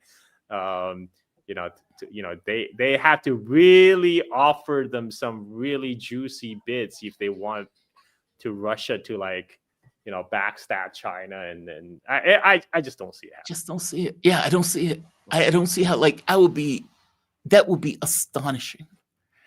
Like, for one, you would have to believe what the U.S. is saying. You would have to believe that Donald Trump is like, hey, he seems like a trustworthy fella. And I don't get the sense that after all of these years of betrayal, that this is going to be something that they effectively go with. Maybe it's just keeping tabs. I know when the first Alaska summit came through, Russia effectively contacted China, India, Brazil, et cetera, to give them a heads up on what was taking place. And I would imagine that China wants the war to end, all things being equal. I mean, they want a normal business relationship for all intents and purposes. So yeah, they may just be keeping tabs on the situation. I don't know. I guess we'll see. I suppose there'll be a readout of something. I just find it interesting that Witkoff is there at the exact same time that Wang Yi is there.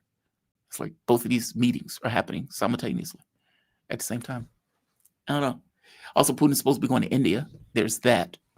One last thing before I let you go. The Philippines. So apparently Japan is talking about giving the Philippines missiles or something. Did you see that? Yeah. So I think at this point, they're still messing around. They're still messing around. So I think they pretty much giving up on Taiwan volunteer to be the next Ukraine. so somebody has to stand up. The Philippines is gonna fill the void. And Japan right now, they're stuck in their own Japan and China had a long cold peace since 2010s, since their territorial dispute flared up. And now it's gone from cold peace to active tensions, and so right now Japan is trying to seek assurance, so to speak, to especially to its own public. It's like, look, we're getting all these allies together. We're gonna be tough on China together. Japan is facing a lot of problems internally. Japanese economy is imploding right now. The Japanese bond rate interest rate on the Japanese bond just shot up, and this is because people demanded higher returns for them to continue to buy into the Japanese government debt, and the Japanese Prime Minister, she has every reason to distract the public from the imploding economy, and also to shore up her own popularity. How to do that? Let's start a fight with China. This will spark a lot of anti-Japanese feeling in China. In turn, that will, ricochet back and spark nationalism in Japan. That will boost my political standing as a tough leader of Japan, defending Japan from the big bad China, and it will work for some short time. And this is what they're doing. They're making a show of deploying missiles 70 miles from Taiwan. Then now they're going to work with missile deployment with the Philippines. It is serve up to inflame the tensions, again, to feed back to the nationalism back in Japan itself. That will boost the popularity of the current standing prime minister. But these are like kind of artificial boosts, It's like, it's like a Viagra. You only last a while. I mean, how long can you keep on doing this? I would not know, Carl. I have no idea. I have no idea. I'm unaware of that particular medication. Is that really what Japan wants? Like, is that really like? Look, I get the Taiwan thing, right? That Taiwan, there's an element of Taiwan that is looking for a blank check. It believes that if they get that blank check, then they are somehow going to be different than Ukraine. I think that's insane, but okay. Is that really Taiwan is not going to be another Ukraine. I said this many times. Taiwan and United States, they have different strategic priorities. U.S. plan for Taiwan is to be the cannon fodder against mainland China. To fight Ukraine, to fight the Shy Kongs, the Chinese communists, to the last Taiwanese. Just like they do in Ukraine. That's a U.S. plan. But even for the hardcore Taiwan separatists, they want United States to fight for their Taiwan independence. They want U.S. to bleed and die and blood and treasure spent to fight off China. So they're never going to be Ukraine, right? You can say they're smarter, maybe smarter than the Ukrainians, but they're not going to be volunteer to be fed into the Pentagon meat grinder, right? This is why they're kind of giving up on Taiwan being that role anymore. They're not. That's why they're going to move to the next Philippines. Because Philippines have an incredibly corrupt leadership that's beholden to United States, and so let's stir up tension over there. None of the countries in Asia are concerned with Japan's new militaristic framing. I mean, they don't. Like, for example, when Germany is like, hey, we'll rearm and we'll do this. And people like me is like, whoa, that's a little disturbing. Like, do we really want Germany rearming? Germany might have should have been dismantled as a result of their behavior in that Second World War, considering the number of people that got killed. Japan was just as bad in regards to the things that Japan was effectively doing. The treatment of China, the treatment of South Korea was just off the charts. These guys were effectively Nazis. Asia doesn't look at this and think to themselves, maybe that's a bad idea. Well, I mean, you should say which part of Asia, right? I mean, like China and Korea obviously do not like Japan arming itself. The rest of the part of Asia, they're not. How do I put this politely? They will go with the flow, right? Because it's not that they don't remember, they don't have memories of the World War II Japanese atrocity. No, they do. Many places, Philippines, Indonesia, Vietnam, people still remember. But right now they are okay because they feel like, okay, so far they are getting, as long as the Japanese investment coming in, things are good, and you can watch anime or J-pop or whatever. No, it's true. I'm just saying that's how it is, and so they don't feel like they have a dog in this fight. But actually, I mean, that's true, because if a war breaks out, most of these other nations will be bystanders, and I don't. So I think I see. so for Japan, it's the ones that will be alarmed are the immediate neighbors, Korea and China. They obviously do not want to see that. The rest of the Southeast Asia, they're a little bit further away. They don't think they will be affected. So they can adopt a more aloof stance. Sure. But yeah, and also some of these states are like Singapore is basically enmeshed in the American imperial system, right? They host the U.S. Seventh Fleet, so they're kind of yeah. So it is what it is, but I eventually, I just don't see how the Japanese leadership can keep this thing going, because ultimately a nation's comprehensive power still comes from its economy. Right. When your economy, if you don't deal with your economic implosion, all these posturing, whatever, will ultimately be meaningless.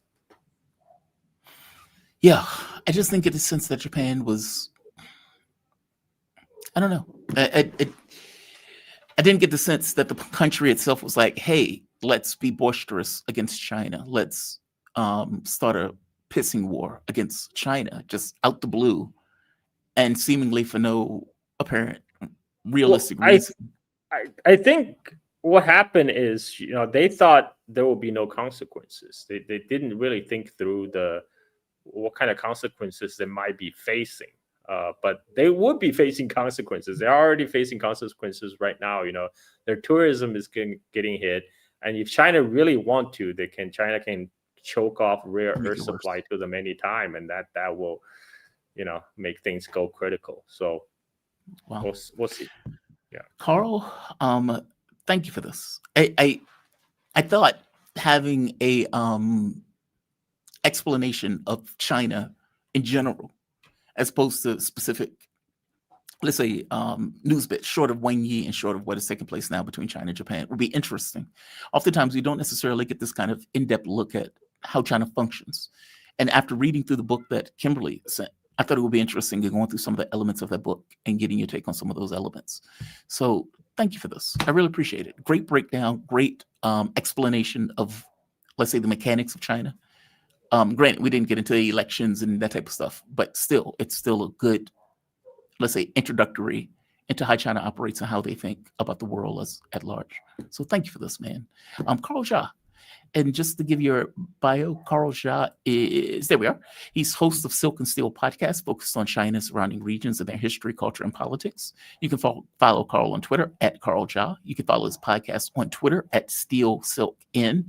You can subscribe and support his podcast on patreon.com/Silk and Steel. And as I pointed out, Carl goes through the 5,000 years of Chinese history week by week. I'm currently at 269 BC. Oh, you're gonna be doing this forever. You're gonna be 90 years old, still go plug it along week by week.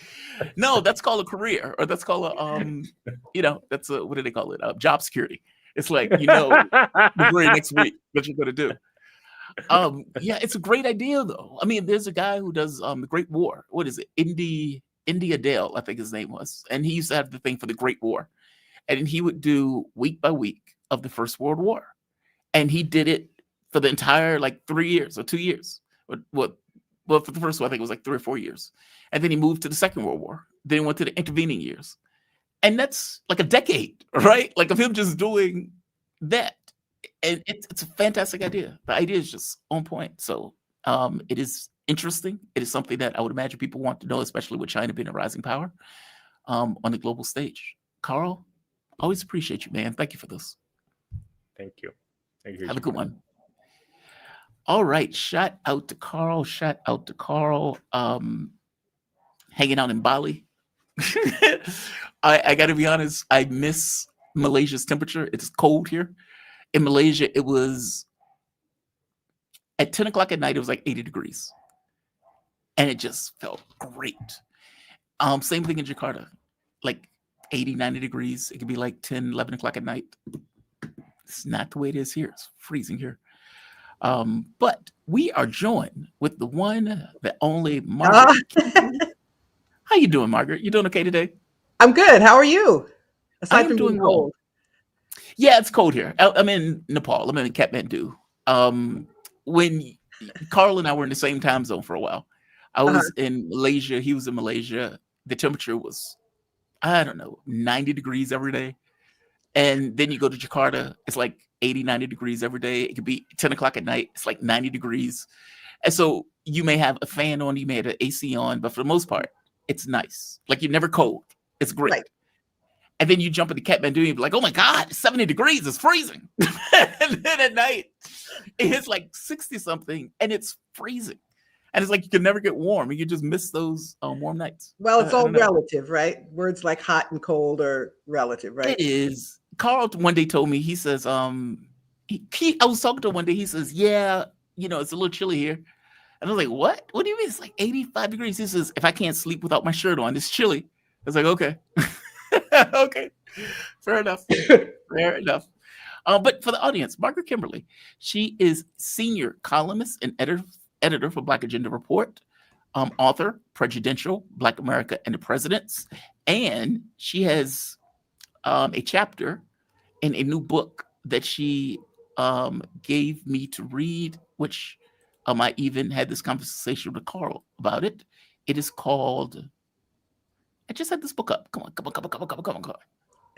Give me 1 second. I literally just had the book up and I accidentally screwed up. Look, China Changes Everything.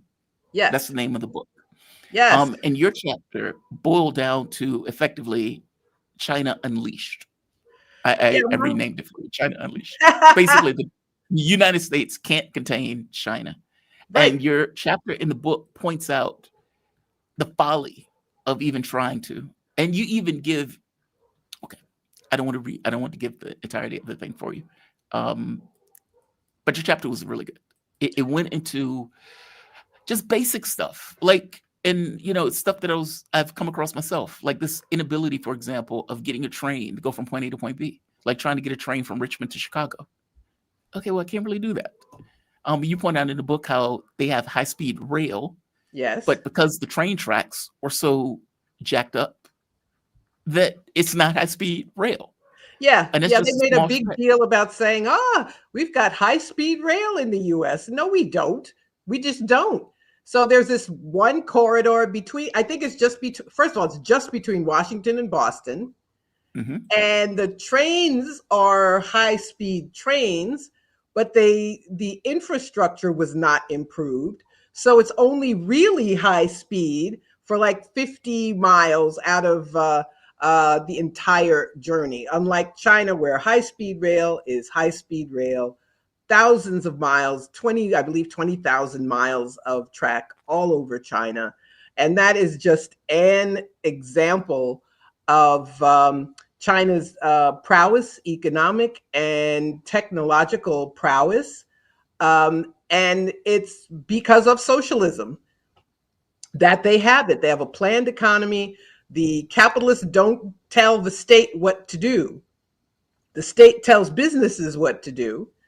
And the end result is a country that the US cannot keep up with. It is, by some measures, the biggest economy in the world.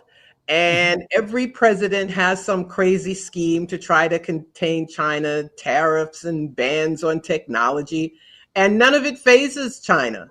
So even though this containing, I mean, it's the very language is, violent and reeks of superiority, but there is no containing China.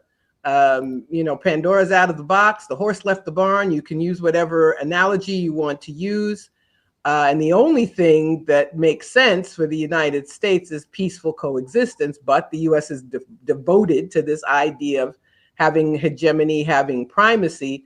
So we'll unfortunately probably see more crazy attempts to do what cannot be done. What and having the conversation with Carl, and the name of the title of it is "China Cannot Be Contained." That's the name of the chapter, Mhm. and you effectively break down energy, how Mhm. even this kind of the disparity between the amount of energy production that China puts out versus the U.S. greatly different. Meaning, even if you have AI, you can't have AI and this heavy industry simultaneously because the energy production just doesn't work in the U.S. Even EVs, like we don't even have the power lines in order to do EVs, and yet Yep. we're talking about all of this industry and everything else that Trump wants to bring back to the United States. High-speed rail, again, something we doesn't necessarily have in the U.S. And the manufacturing base and the industrial base of China is astonishing in comparison to the U.S. Meaning they invest money into well-being of the citizenry, whereas we invest $1 trillion into war. You could pick one, but you can't do both. And to war, and to just allowing these capitalists to make as much money as possible. So, for example, early this year, we first heard about DeepSeek, which was China's an AI platform. And so DeepSeek rivals ChatGPT in quality. I'm not an AI person, so I can't say which one is better, but everyone who does know about these things says that it is equal, if not superior, to ChatGPT. Cost a fraction of the cost. So ChatGPT, you get investors. So it's market manipulation. The price is inflated. So ChatGPT came into being much less money, and it came into being in part because of efforts to restrict China's access to AI chips. And this was a Biden administration thing. Trump, lest we forget, was not the first to try to do this. So the Biden administration tells American corporations, you can't use Chinese chips, or China cannot have access to your chips. So what does China do? They innovate and they make their own.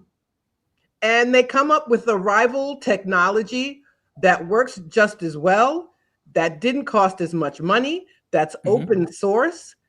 So that is an example of what happens with all these foolish efforts to try to contain China. It put me in the mind of Soviet Union and the United States in regards to the space race. Whereas the U.S. is like, okay, we need to put $20 billion in order to create an ink pen to write in space. And the Soviets just used the pencil.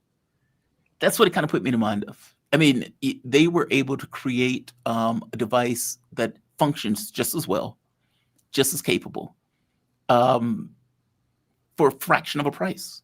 And even when you look at our economy, the amount of money that we're dumping into AI, we're dumping billions, like hundreds of billions of dollars. And China is dumping a fraction of it into AI. And yet they're, if not breaking even, very close to breaking even on it. It's amazing. It feels like a Ponzi. Well, I'm not going to call it a Ponzi scheme. Well, it reeks of a certain level of desperation. Well, the other thing is, speaking of AI, China's electric grid is far superior. So we have this creaky electric grid where these AI data centers are popping up all over the country. We do not have the infrastructure to maintain them. But China has, in fact, an oversupply of electricity.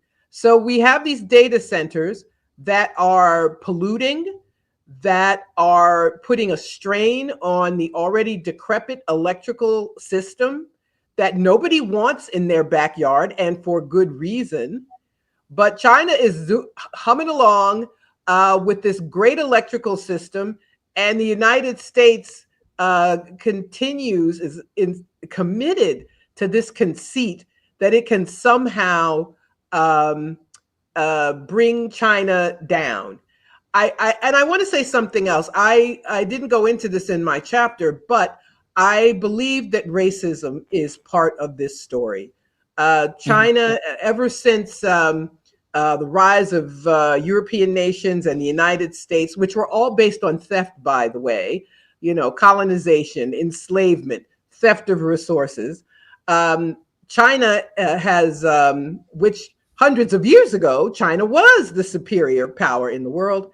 But at any rate, it's hard for the U.S. to accept that a non-white country is a rival. And I believe that's part of the hostility to China. Yes, it's ideological because it's a socialist country. And that's why we hear, endless nonsense about the Chinese Communist Party. It's actually Communist Party of China. It's CPC. But anyway, that's another story. But I think that is a part of this hostility, this jealousy towards China. But it's over. And but the thing that's scary about it is that this nation has not changed the way it views other countries. Other countries are either vassals or enemies. And that China is not going to be a vassal, as Xi Jinping made clear in his meeting with Trump. China's not a vassal, so China's an enemy. So you see, we will see, unfortunately, I predict more military threats against China, trying to encircle China, destabilizing countries in the region to try to get back at China, recolonizing countries like the Philippines, which is now, officially a U.S. colony again. That country went backwards thanks to the U.S. in insisting on trying to fight China, or goading the Japanese prime minister to make foolish statements about China and thinking that Japan won't pay a price. That sort of thing. So unfortunately, that behavior by the U.S. will go on, and I think will intensify over time. Well, that's assuming we don't go belly up first. Why? Let me explain why I say that. Okay. In the first Cold War, you had a U.S. that was up to the challenge of going against the Soviet Union. Mm-hmm. And so the U.S. was spending a huge amount of money on planes, bullets, military technology, whereas the Soviet Union was like, okay, well, quantity has a quality of its own, so they will build more, even though it may not have been as high tech, for example. But there was let's say, a strategic balance between the two, especially when you add in nukes. You got the U.S. that would give a little bit of cheddar back to the public in regards to the New Deal, or for the matter of the Great Society. To, let's say, elements of the public. Not everybody was included into those, but elements of the public. Soviet Union collapses. Mm-hmm. Cold War is over. Mm-hmm. The U.S. says we win. We won. End of history. We're done. we don't have to attend to anybody else now. We can just give money to oligarchs. And then you get this rise of China that is not just a formidable competitor in the way that the Soviet Union was, but exceeded the Soviet Union in regards to its capability. It is far more stable. It is far more, let's say, winning friends around the world, those type of things, ingratiating itself into other countries, building hospitals, bridges, etc. Okay, so now the U.S. is another competitor. But the U.S. hasn't reverted back to the way it was in the Cold War. Instead, what it's decided to do is pull a Tanya Harding. And it's like, okay, I need somebody to hit China in the knees. Meaning we need to contain, not compete. There's a difference in these things, right? Like if both of us are playing chess and I'm trying to get my rating up, and you decide to hit me in the knees one day, then I'm walking to the tournament. Okay, that's different than you competing with me and seeing who's going to be the best player. Why the difference? Like, why is it that the end of history thing hasn't evaporated? And the U.S. gets back into this mindset of, okay, now we need to compete again in the way that we did with the Soviet Union. That doesn't seem to be the way we're thinking about this. Yeah, I'm glad you mentioned the fact that after the Soviet Union collapsed, that the welfare state was under attack immediately, because we had a welfare state to compete with them. That was back in the 30s during FDR. There was a very strong left movement. And the way to compete with them was to give people something. So you started the Social Security system, for example. And there had to be a way to tell people, oh, it's okay here. We take care of you. We've got Social Security. We've got public assistance. We've got, Medicare, Medicaid in the 60s, as you were pointing out, the Great Society programs. And the minute the Soviet Union collapsed, we were told socialism doesn't work. You get nothing. And it's not a coincidence. Right. So anyway, I just wanted to amplify that point you made. So the U.S. was the sole superpower for decades, and has not shown any inclination to change that fact. So now we have, as you said, it's the oligarchs who rule. We're not doing anything for you unless you already have something, right? Yeah. So the rich are getting, literally, rich are getting richer. The poor are getting poorer. I've been to China twice, and my measure of a society is whether or not I see people sleeping on the street. And I have been to 6 or 7 large Chinese cities. I never, ever once saw anybody who was sleeping on the sidewalk like you see here in New York or any major American city. And I'm not saying that there is not any unhoused person anywhere in China, but it's pretty clear when you see how cities are maintained, when you see the infrastructure, you can tell a lot about a country. And this is a country that is dedicated to taking care of its people. It's obvious. Everything, technology works so well. All these things that we don't have, when you see it for yourself, it's very clear how the U.S. is lacking. Mhm. So, but the U.S. now, these oligarchy are entrenched. The ruling class rule. It's not an accident that we saw right after the Soviet Union collapsed. We got welfare, quote unquote, reform, meaning, and you had, and I don't think I didn't appreciate at the time. I was not as smart back in those days. What it meant for 60 years to have the right to seek public assistance. And then suddenly you didn't have it. And lo and behold, people are poorer, people are struggling, people who are unhoused, every measure of the health of the society, we don't see in this country. Everything was, and there was a reaction also. There was a reaction even before the collapse of the Soviet Union.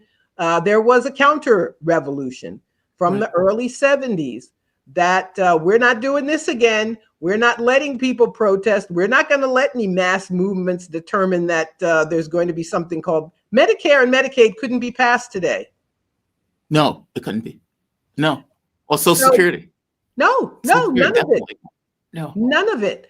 So I'm sorry, I rambled a little bit and I kind of lost my place. But at any rate, we can see why the United States is so firmly entrenched as this military power and economic power that didn't have any rivals.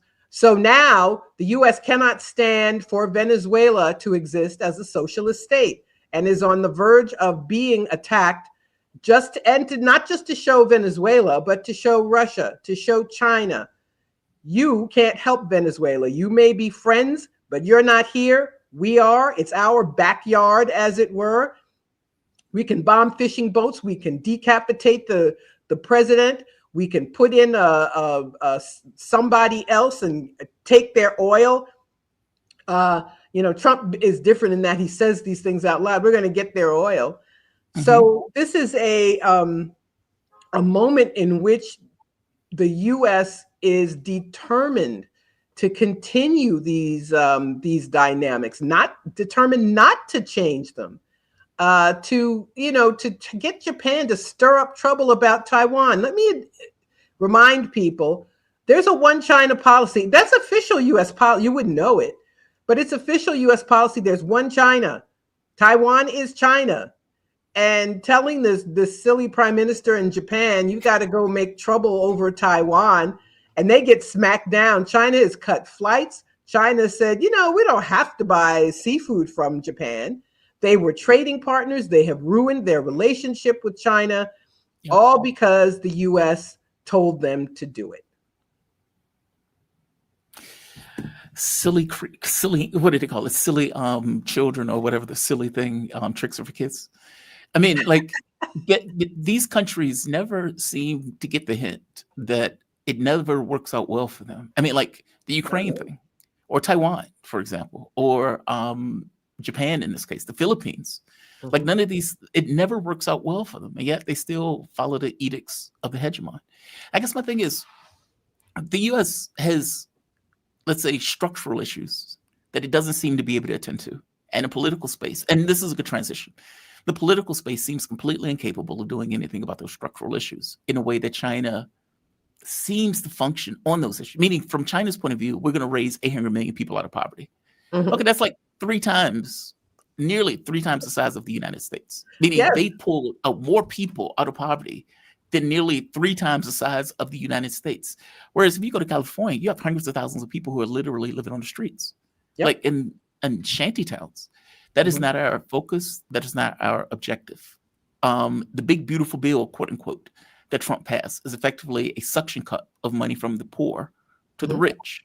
Yes. Like these things are not sustainable. I mean, we're already $38 trillion in debt. And this is going to go through the stratosphere after the midterms when the big, beautiful bill comes into fruition. We can't compete. I mean, but we don't even be able to try to compete. And if you look at the political space, there is nothing in the political space that allows a solution to this issue at all. Oh, correct me if I'm wrong. Because from my point of view, you're not wrong. You aren't wrong at all. We have a political system that does not serve the needs of the people. You know, when people talk about the Democrats, because the Democrats, for decades, they were the party that protected the welfare state or expanded the welfare state, as we were just discussing. But now we have two parties under the rule. We live under billionaire rule. And I was just thinking about the fact, not only are the rich getting richer, but everything we see, everything we hear is controlled by Jeff Bezos, Mark Zuckerberg. I mean, all of these people control everything coming, the information space for us. They can decide that you're not going to hear something. They can dissuade people from protesting. And at the same, so the only so-called protest is something like the No Kings thing, which was the Democratic Party get out the vote effort. That's not a bad thing, but just be clear about what it was and what it was not. So we have, people, $1 billion to run for president. What does that tell you? Who has access to Democrats or Republicans? So we have the people who really run the country, who tell presidents what to do, are determined not to give an inch, not to give a penny. And we just see in Trump the most, grotesque form of this. But the Democrats, they always have, when Biden was president, they always had these pretend villains like professional wrestling, pretend good guys, pretend bad guys. So it was Manchin and Sinema. Well, we could have a Build Back Better, but Manchin and Sinema, it's always something. Or the recent shutdown, this complete caving of the Democratic Party. I mean, they never intended to stand up. So they pick 8 people. Some are about to retire. None of them have to run in 2026. So they pick 8 people. Okay, you're going to be the bad guys. You're going to give in. They gave in and got nothing. Absolutely nothing. So that Obamacare, for example, which was a giveaway, lest we forget, to insurance companies, they have made a fortune ever since. But the people who depend on it for insurance are out of luck. They have to choose between paying a lot more or going without insurance. And that is, in the end of the day, that's just fine with the oligarchs and their representatives, the Democrats and Republicans. So unfortunately, we are going to see more of this. And so they may tell you, you can't get a Huawei phone, but Huawei isn't going anywhere. It's more about, they tried to, I think the first Trump administration, they said U.S. government agencies can't contract with businesses who use any Huawei components. And the Defense Department requested an exemption because they said Huawei is so firmly entrenched around the world that you couldn't find a replacement. Right. But there is no giving in, no compromise. So everything that they failed. So Trump with his what was it, the tariffs, and it was hilarious to me when he met Xi Jinping, and Xi Jinping, who could barely contain his contempt, which Yes. I thought it was hilarious. Trump's like, we're friends. They're shaking hands. Oh, this is my friend Xi Jinping. We get along. And Xi Jinping was like, if you were a bug, I would step on you. And he did step on him. They rolled back all those tariffs. The Chinese said, they got soybeans in Brazil, right? They've got beef in Australia. We don't have to buy anything from you. So we see the U.S. fail. And you can say it's Trump being, foolish. But it's always something like that. It's always some gambit that isn't going to work because the U.S. insists on having superiority, having primacy over the rest of the world. So they may have a setback with their tariff plan, but they have not given up. Yeah, that is unfortunate. Yeah, that's deeply unfortunate. Yeah, I saw that meeting where they first met, and Xi Jinping looked like he just didn't want to be there, didn't want to be bothered, couldn't stand him. The contempt is the right word for it. It seems like the U.S. has backed off a little bit, but that's temporary because they just didn't have a choice. Like they've met an equal for the first time, and they just couldn't resolve. So they'll step back. So in this case, they step back, and then the next thing you know, they got some Dutch company to seize a Chinese company, and China smacked them down. And then and then it was like, oh, did we say we're taking your company? No, we're not. And then it's the Japanese prime minister stirring up trouble about Taiwan. So they never give up. Clearly there is a determination to continue these policies that fail, that don't help the U.S., but they don't care about, just as they don't care about the American people, about people being poor or being homeless or struggling to make ends meet. All their end game is the same: to stretch other countries. That's what they're doing in Ukraine. That's why there's no Ukraine peace deal. They don't want one. They want to stretch Russia. They want Russia to have to be in this war, and perhaps they can make Russia weak, and then maybe it'll be just like Syria and all kinds of craziness. And that's the story with China as well. So this losing strategy is going to continue because they don't see themselves as losing. And we and people around the world are going to be the losers. Yeah, it's backfiring.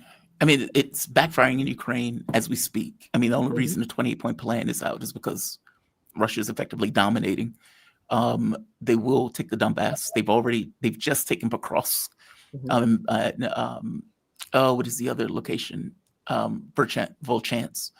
So they just announced both of those. Anytime you see Putin in a military outfit, hell's breaking loose. Like there's something that he's announcing, like when he's in his military fatigues. And he's like, it's a message. Yeah, it's a message. Like just the fatigues by themselves. They've taken something else. Yeah. They are going to, within 6 months or so, end up with all of Donbass. And we can't do anything about it. And the Russian military that started off at 150,000 is now at nearly 1 million men. This is not success. Yes, you might have extended Russia in the context of the war. Agreed. And obviously Russia didn't want to be in the war. Agreed.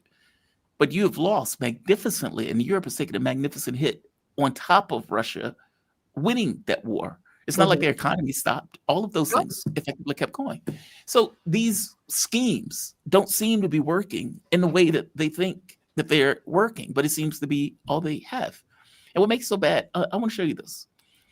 Donald Trump came in, was supposed to do fantastic things about the economy, was supposed to do amazing things about not intervening in other countries, supposed to do amazing things about immigration, supposed to fix America. We're going to make America great again. What are we, 9 months in, 10 months in? This is the polling on this. I mean, it's a disaster if it holds towards the midterm elections. And I should note, of course, it's not alone. I mean, just take a look here. This is Gallup. This is the longest running poll. Gallup has been conducting polls since my father was a kid, and my father was born in 1927, had me in the 60s. Look at this in January. Donald Trump's not approving. Not too bad, not too great. It was at -1 point, right within the margin of error, breaking even. But look at this now. Negative 24 points, way, way down. We're talking about a drop of over 20 points in the wrong direction for the President of the United States. Minus 24 points, that's a 23-point move in the incorrect direction if you're the president. And of course, what's so important here, Sarah Seidner, is it matches the trend that we've seen with other polls. That is Donald Trump hitting his low for the second term. I was doing the count last night. I think we're up to 10 polls in sort of the last 40 days, 10 different pollsters who have said that Trump is at the lowest point he is in his second term. He has dropped 23 points in 10 months. That is astonishing. And the only other president that's close to Trump at this point is Richard Nixon. Tricky Dick. Yeah. What pisses me off about this is there are some cynical Democrats, let's say like Nancy Pelosi, who would sit back and say, just let Trump be Trump. And when you look at Chuck Schumer and what he did was, we're going to fight a little bit and then we're going to give up. It's that, right? Like if you are very cynical and you don't really care about anything, you don't want anything to change, and you want the political process to stay the way it is because that's the process that got you in power. And you say to yourself, how do we get back in power without offering anything? I know, let Trump be Trump.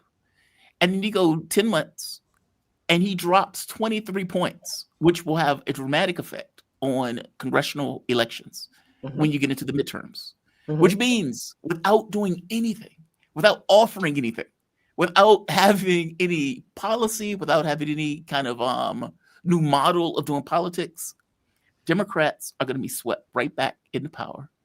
Nothing changes. Back and forth. That's so frustrating. That's the nature of bourgeois democracy. So you have these parties that have some differences, but it's essentially, they're both capitalist parties. Yes. They're both pro-war parties. They differ in many ways, but not in those fundamentals. So one makes a pitch that wins the public over. They get in. Inevitably, they don't meet the people's needs. Somebody else makes a better pitch, they get in. And so round and round we go. So Democrats are in a good position to win the midterms. And what are they going to do with it? So first of all, a lot of the worst parts of the big, beautiful bill don't go into effect until after the midterms. Trump still wins. The Democratic Party is not driven by any kind of ideology. They are the errand boys and errand girls of the oligarchy. And they will always find a way to keep from doing what the people want them to do. So so Trump will try to, gerrymander and get more safe Republican seats in the House. And he might succeed at doing that. But that kind of approval rating or disapproval rating, I guess is more accurate, is going to make that a little harder. So in 2028, somebody else will make a different pitch. I don't know. I can't predict who's going to win the presidency the next time, but the Democrats are more of a brand. They're like a money laundering operation as far as I'm concerned. They aren't a real political party. They're not driven by any ideology that favors the people. They are driven by an ideology, but it's not one that benefits us. The billionaires are still in control. And that is where we are politically. And I guarantee you, if Democrats get back in and they control Congress, they will not undo what Trump has done. That's a prediction I will make. Yeah. What Obama enshrined 83% of those tax cuts in the law when he got back they were in power. supposed to be temporary. Remember the temporary tax cut? Yep. From George Bush. He enshrined them in the law. One of the other things you mentioned was Venezuela. I got to be honest, I've been fascinated by the conversation that's been taking place around Venezuela.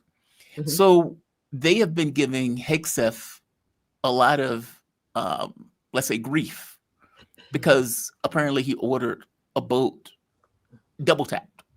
So they hit the boat. The people apparently lived and were hanging on the side of the boat. And then he hit the boat again in order to murder the people in the boat. And they look at them and they say, whoa. It's outrageous that you hit it twice. I said, wait a minute. It's outrageous you hit it the first time. Exactly.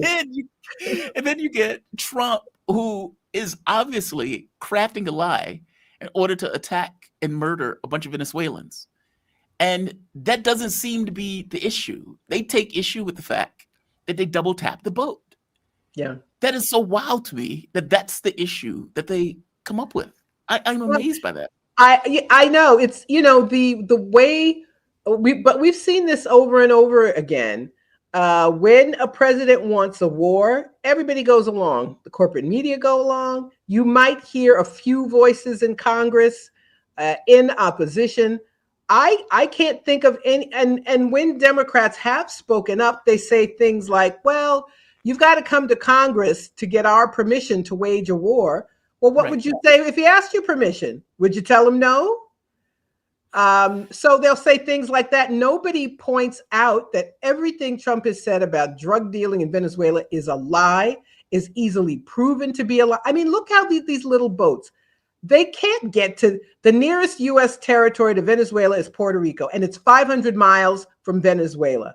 Those little boats would have to refuel multiple times in order to get from Venezuela to Puerto Rico. Now, and this is and most of the drug trafficking from South America is on the Pacific coast. So countries like Ecuador, which has a U.S. puppet government, that's the big drug trafficking country in South America, not Venezuela.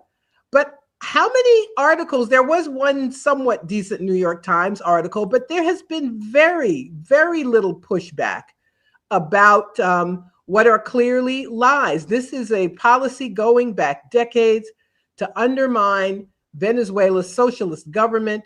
The sanctions in the first Trump administration killed more than 40,000 people in Venezuela. This is also an effort to bring down Cuba. Venezuela sends its oil to Cuba, and they believe that they can also finally bring down the Cuban revolution. So this is an effort at the U.S., and no one will say, nobody in Congress has said, the United States does not have the right to decide who runs Venezuela. Period. No. That's it. That's all. Including Mamdani, the Democratic savior, who in his recent interview was out there saying, Maduro's a dictator, he's a horrible guy, and blah, blah, blah. And it's like, dude, they are literally trying to overthrow a government. For one, who the hell are you? Like, who the F are you to do that, right? These are the same people who've been complaining about Russia and Venezuela and Ukraine that have flipped over like McFall. It's like, yeah, I'll get rid of the guy. Okay. Hegseth has been trying to create distance. In fact, all of them have been trying to create distance. Trump is like, yeah, Hegseth was doing his job and blah, blah, blah. I don't know if he did it or not. Hegseth comes out and blames the military commander who Hegseth gave the order to. Let's make it crystal clear. Admiral Mitch Bradley is an American hero, a true professional, and has 100% support. I stand by him and his combat decisions he has made on the September 2nd mission and all other since. America is fortunate to have such men protecting us. When this Department of War says we're going to back up warriors, we mean it. Now, this sounds like he's giving support. What he's doing is creating distance. I support his man under the bus. Yeah. Admiral Bradley was pushed under the bus. It's like, I did. So they first asked Trump, he's like, oh, he didn't say that. Now, this was leaked to the Washington Post last week, the double tap story. And as you point out, everybody's upset. Oh, no, 2 taps and not just 1. But so they're nervous enough about it that suddenly it wasn't Hegseth, it was Admiral Bradley who did it. And that is just, I support Admiral Bradley 100%. I support him to shut the hell up and not tell people that I gave this order. So they shoved this guy under the bus. But it's sad to me that Venezuela is getting so little attention. I think I believe the crackdown on the Palestine solidarity protests has done, it did the job they wanted it to do. People are afraid of protest. And so many people don't pay attention, or they believe what they're told, or, any number of things. Now, people are not in favor I mean, the approval, I mean, it's only like 30% of people who say the US should attack Venezuela. It's truly awful that there's no real opposition party, that the media, in fact, are part of, they help the state drive these narratives. So if you see one decent story in the New York Times, I was like, oh my God, they're acknowledging drug trafficking is on the Pacific coast. And then Trump, this is what cracked me up, the former president of Honduras, who was a convicted drug trafficker, he's going to pardon him. Now that is uniquely Trumpian. Any other president would say, let's wait till after the Venezuela thing is over. This isn't a good time to do this, but not Trump. But why shouldn't he be that way? Who opposes him? Who stops him? So, and by the way, we put Hernandez in office, if you remember. Like, they took Zelaya out in his pajamas in the Obama era. And who did that? That was Hillary Clinton's baby. Yep. So he's not the first president, not the last, to interfere in the affairs of other countries in the region. This is the U.S. has a long and ignoble history in the Caribbean, Central America, South America, of trying to control other nations. They have bought off Caribbean nations. Venezuela, Trinidad, for example, Trinidad and Tobago is just a few miles off the coast of Venezuela. So they installed radar there. They've done something similar in Guyana, right next door to Venezuela. The CARICOM nations, Caribbean Community nations, are also under attack by the U.S., being cajoled / forced to go along. Now they have some people who are happy to be puppets. Maybe they're not being forced as much as I think, but this is not what people in the region want. The people in the region want a zone of peace, as the nations in the regions declared back in 2014. They do not want their countries to be undermined. They don't want to be under America's thumb. They don't want to help the U.S. kill people in Venezuela. They want control over their own destiny. They want self-determination. But that's not what they get. They get the U.S. stirring up trouble between Guyana and Venezuela. There's a disputed border between, and that goes back to the 1800s. But both countries have oil. Guess what? What a surprise! So we see the United States doing what it always does, asserting that it can do what it wants to do wherever in the world it should choose. And if people have to suffer in Venezuela, so be it. If Japan has to create problems of its own with China, so be it. We are going to do, I don't speak of in the first person when I speak of the state, I'm quoting them. They say we're going to do what we want to do. And in the face of a lack of opposition, unfortunately, they probably can. I mean, who knows how it will turn out, but they can get away with doing whatever it is they ultimately choose to do in Venezuela. They will be able to do. Yeah, I always said there's no such thing as international law. And it's for stuff like this. There is no hedge short of inability to accomplish your objective. But no, there isn't. It's a war crime. I mean, what they did, bombing these boats, is a war crime. But there's, what the U.S. is doing in Gaza is a war crime. I mean, there's war crimes. How many more war crimes? How much time do we have, right, to count up all of the war crimes are defined. Genocide is defined by a convention, 1948 convention. War crimes are defined by the Geneva Conventions. There is no question about what does and doesn't constitute a war crime. But nobody cares. The people who have the power to stop it are either in cahoots with each other, or they're not strong enough to fight back. To do anything about it. Do you think this is a bluff? And this could be the last question. Or do you think at this point, so much military hardware, so much publicity has gone around it, there's no way to back out of this, a safe face? I don't see them sending aircraft carrier groups down there and then doing nothing. I think they're trying to get all their ducks in a row. Now they've made up a new story. I don't know if you saw the Wall Street Journal story. Now they're saying Venezuelan drug dealers are in league with jihadists in Africa to send drugs to Europe. I mean, it was the crazy. Are you serious? Yes. Yeah, you look it up. I mean, it was just absurd. It was like now they're, throwing mud against the wall just to see what sticks. But they're in a trap of their own making.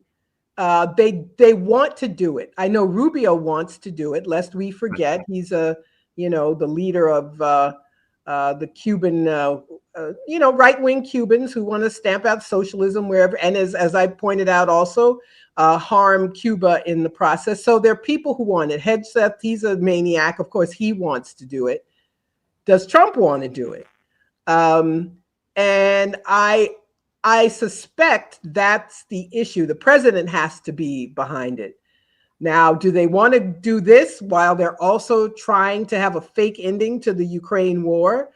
Do they want to do this while they're also fighting with China? So there are some risks. How will it turn out? Let's say you bomb Maduro's house and you get rid of him. Does that mean that his party is out of power? Does that mean you can safely put somebody back into power? No one knows. So there are a lot of unknowns. I suspect that's the only reason they have not moved. But it would be very, very strange for them to send a carrier group, to put radar in Trinidad, to do all of these things and then do nothing. I think they want to do a decapitation strike. That would be militarily the easiest thing to get away with, but they don't know what comes after. And so apparently, but who knows? It could start today. So we don't know. But I'm surprised it has not happened yet.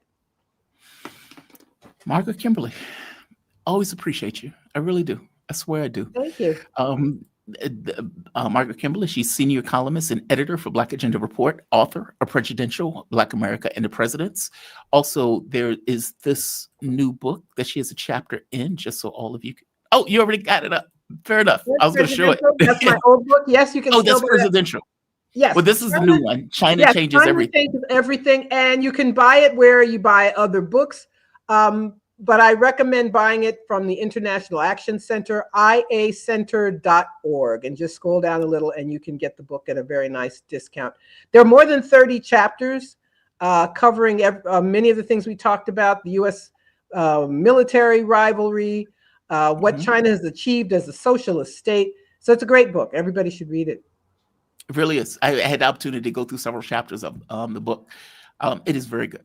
And I definitely appreciated your chapter one. In fact, I was talking to Carl about elements of the book when him and I were talking earlier today. So thank you for this. You be safe. You have a great day or the rest of your day. And I'll talk to you soon. You too. Thank you. Bye-bye. Always appreciate talking to Margaret. I really do. We have come to the end. She is one of my favorite guests. So I always appreciate when she joins me. And let's hit the chat because I have a lot of work that I need to do today. I need to cut the videos from yesterday. I fell asleep because my sleep habits suck sometimes. Let's see. Let's start here. Sam Bruce bids Jamal in the morning. First time watching live. Sam, welcome. Welcome. If you tell her she's smart, you're dirty Mac. Dude, don't hate the player. Hate the game, right? don't hate the one playing the game.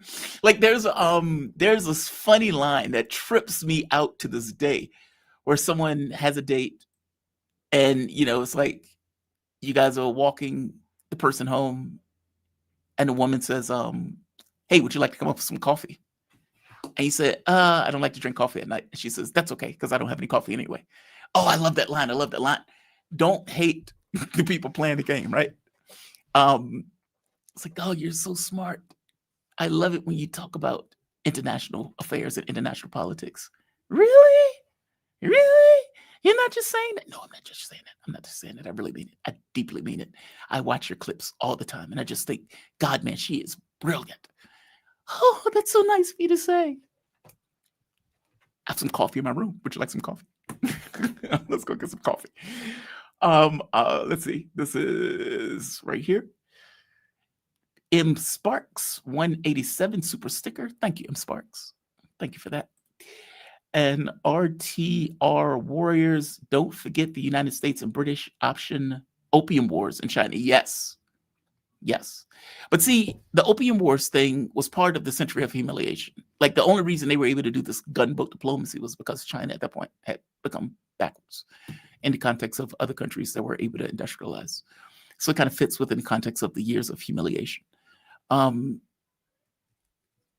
Yeah. That is a lesson, right? Like something like that happens and you take it as a lesson.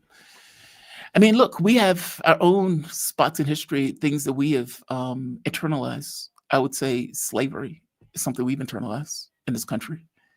Civil rights, on some level, something we've internalized. Hell, you can make an argument sometimes that we've pushed so hard in the other direction, especially from the standpoint of Democrats who use it as opposed to dealing with issues of actual economic rights and economic upliftment. That's theirs. And obviously you come through that and you come away with an assessment, never again. And what does it mean, never again? It means never again. How do you prevent this from happening again in the future? And so there's a mindset that go along with living through that and how that stuff embeds within your cultural memory. Yeah, the opium wars was just part of it. So we have come to the end, and I need, sounds like the future Bond films, the EU Nazi that loved me. It's not about love. It's not about love. All right. I'm going to end this. What is this? British children are never taught about the opium wars. I mean, look, we don't get taught about a lot of stuff here. Like, think of the Forgotten War. We even call it the Forgotten War, right? North Korea, where we killed 1/4 of the population. We don't talk about that stuff. That stuff doesn't come up. We give this kind of glossy Hollywood veneer of history and the way that we talk about that stuff. I would wager to you that we're not even going to talk about the Ukraine war in honest terms in 20 years or 30 years, especially in schools. It's going to be something that happened over there. Watch. I didn't learn history from school because what school taught as history was minor at best. That stuff you almost have to learn on your own. And it just kind of is what it is. All right. Is it a job offer needing a new producer for the show? I am available. I do need a new producer for the show, or I need a producer. What is it? New producers. This has been a one-man band, Cherie. Anybody that I bring I'm going to pay, which means I need the show to be able to support that payment. And right now, it's just not at that point.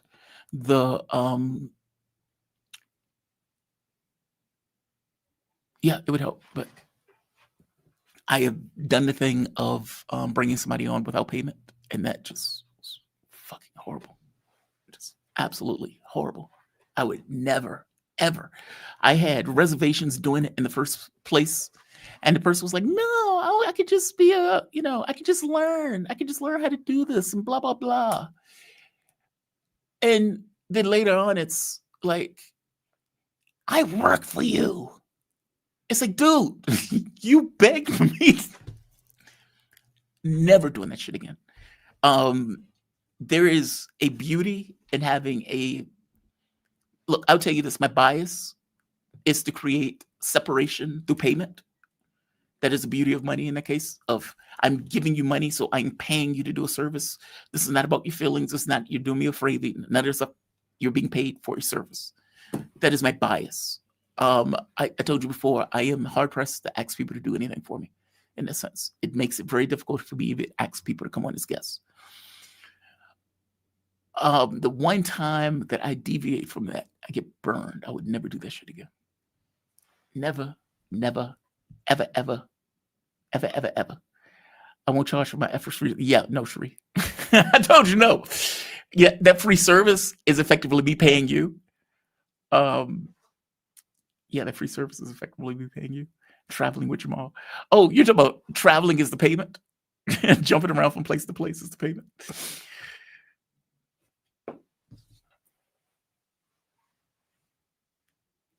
Yeah.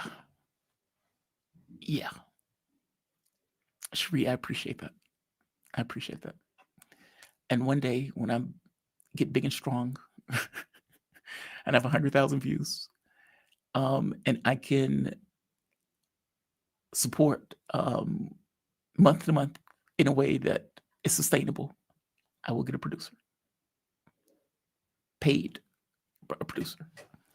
Until then, not so much. But thank you, though. I do appreciate it. I do appreciate it. You said you eat sheep. I've gained weight, and I've gained weight for the dumbest reason. When I was in Europe, my weight was great. My weight was fantastic. And then I get to Malaysia, and my weight explodes. Or explode is not the right word for it, but I had difficulty maintaining it. And I couldn't figure out why. I did get to Jakarta, and it's the same thing. It's like, what the fuck is happening? I'm in Asian countries. It's not like you're eating a ton. What is going on? And then I get to here, and it becomes clear. Rice. God damn it, rice. It doesn't sound like it, but rice is a very high calorie food. And if you were eating a huge amount of it, which to me, it's like a bland snack. And so you just snack on it over the course of the day. If you eat a lot of it, it adds weight. It's just effectively sugar hitting your bloodstream. It's glucose. It's, your body burns calories before it burns fat.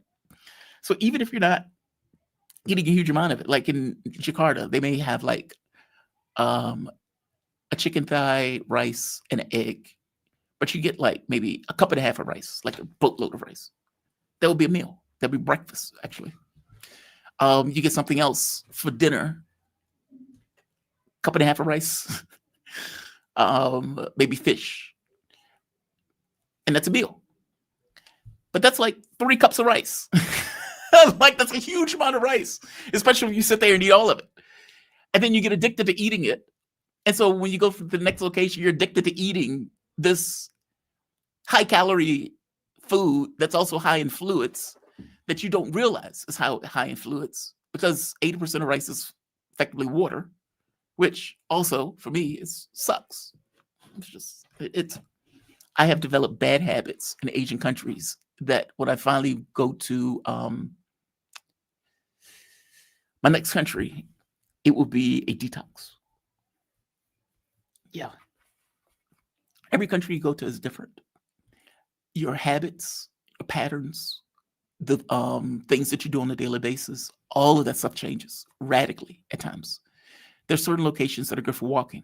So when you're in Azerbaijan, for example, not Azerbaijan, when you're in Albania, for example, I used to like in the evenings after the show, because the show finished up around 4. 1, 2, 3, 4. Yeah, the show finished up around 4, which gave you time to cut videos, go down, get a coffee. As you're walking down, you're seeing the goats, because the guy used to walk his goats down the path. I used to enjoy that. Like, no bullshit. I used to enjoy it. And you take the cab back up the hill, because at that point it's like a mountain that you have to climb up. That's your pattern. You may go to the store, I would have to go to the clinic, obviously, but you create a pattern out of that life for those months. And then you go to Malaysia, and your pattern has now changed once again. And so it's like, okay, well, you can walk to this place or that place. Now, Malaysia is very Americanized. So there's a Taco Bell across the street. There's a McDonald's across the street. There's a Starbucks across the street. There's a, coffee place across the street. There's a supermarket or a mall that you can walk to that's maybe a mile or 2 away. You get there in about 20 minutes. And so your patterns immediately change on that front. And so your food choices now change all of a sudden. So now you're eating more fast food because more fast food is nearby. You're cooking more. When I was cooking in Albania also, but for a while, that's a long story. You're cooking more because there's a supermarket also downstairs, which is very convenient.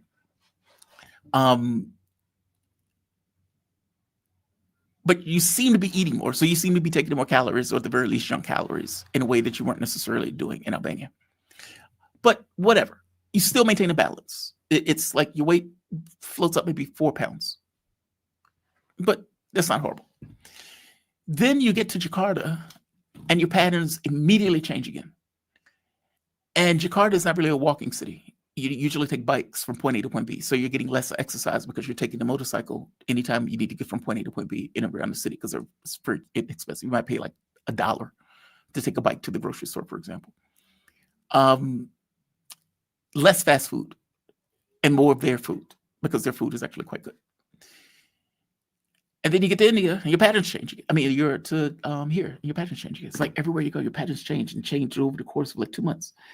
And so whereas in one place, it's easy to maintain weight, and another place, it becomes more difficult to maintain weight. And you move to another place. And the hope is that because the food choices, food selections, and everything else is just different, the walking space is different, that all of a sudden your patterns also change again. Not to mention the time you do videos. Like in Europe, you did videos around 1 p.m., which equates to 7 a.m. in the States. Okay, that works. You wake up around 10, give or take. You start working on the show, because at the point where you have to be ready by 1, so you get 3-4 hours time frame in preparation. You do your show. By 4 o'clock, you cut your videos.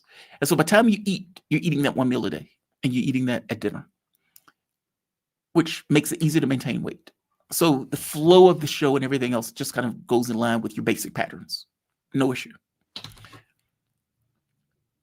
Then you jump to Malaysia, that is 12-hour difference from the States. So when you're doing your show at 7 p.m. at night, which means that you're cutting videos at 10:30 or 11 o'clock. And so you're doing cutting, processing, and all that stuff until like maybe 2 in the morning. That's if you're lucky, because at that point you're tired. You're a bit lazy, you're dragging ass. And so you may be finished around 3 or 4. By the time you hear the rooster crowing, you realize you have gone way too far. Same thing with Jakarta. Jakarta was only an hour earlier. And in that case, you would hear a rooster crowing at around 4, and you hear the prayers starting up around 4, where they like the sounding thing. You're like, God damn it. Because at that point, that is when you are effectively trying to nod off to go to sleep, because that's your schedule at that point. Every place is different, man. Every place is different. It's so wild. It's so wild. It's an experience, but there's a level of flexibility that is, let's say, fatiguing, depending upon where you are. Provide a life. Great show, Jamal. I'm leaving the United States to, what is this? Geo arbitrage. Got any travel tips for people jumping around to save money? Yes, because the entire point of this trip was to save money. It wasn't for the trip. I left the United States because the job had went belly up. And when the job went belly up, I needed to cut costs, and I needed to cut costs radically. I found a place in Albania for like $300. And I was like, hey, I could pay $300 for rent. That's fucking phenomenal. Paying like $1,000 in the States. Got rid of the car. At that point, I wasn't living anywhere anyway. I was homeless. Trashed the entire house, and I left. I haven't looked back. Look, if you are doing, it depends on where you are, where that you can save money, and it depends on what you need to do. For me, I always have to get a clinic anywhere I go, because I have to get treatments in each location. So the amount I pay for rent and the amount I pay for treatments are one cost for me. And that cost has to be less than what I would pay in the States for rent in order to make this, my model to work in the way it's supposed to work. Depending upon where you are, transportation may be cheaper, but again, it depends on where you are. If you don't have any other expenses that you need to pay for other than rent, then it makes things a little bit easier, because at that point, you just have that one expense. For me, I have to pay treatments, which is a pain in the ass.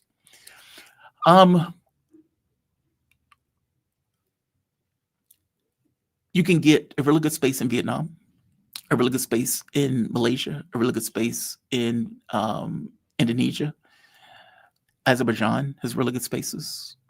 Albania has really good spaces. Portugal has spaces that you can get for a good price. Greece has spaces you can get for a decent price. Just kind of depends on where you are and what you need to pay for. If transportation at certain locations are inexpensive, so let's say in Kathmandu, for example, transportation, Nepal has not been my favorite, if I'm being bluntly honest. People are very nice. People are very, very nice. People are very nice. But it grates against my sensitivities, which I hate to say because it makes me feel like an asshole. But people are very nice. I love the studio space here. But I will be leaving here soon. I was debating on where to go, or whether to go up to the mountains. I do think I'm going to visit Lebanon at some point. I know so many people in Lebanon. It feels weird not to go since I'm passing by anyway. In order to get into Europe, in order to get to Africa. But that's probably not going to be until January, February. I mean, it would be nice to meet Laith. It'd be nice to meet Vanessa. It'd be nice to meet maybe Marwa even. That's assuming she would even see me. That'd be cool. I don't know how long I'll stay. It depends on, in order for the model to work, here's a tip. In order for the model to work, you have to stay in a location for a period of time.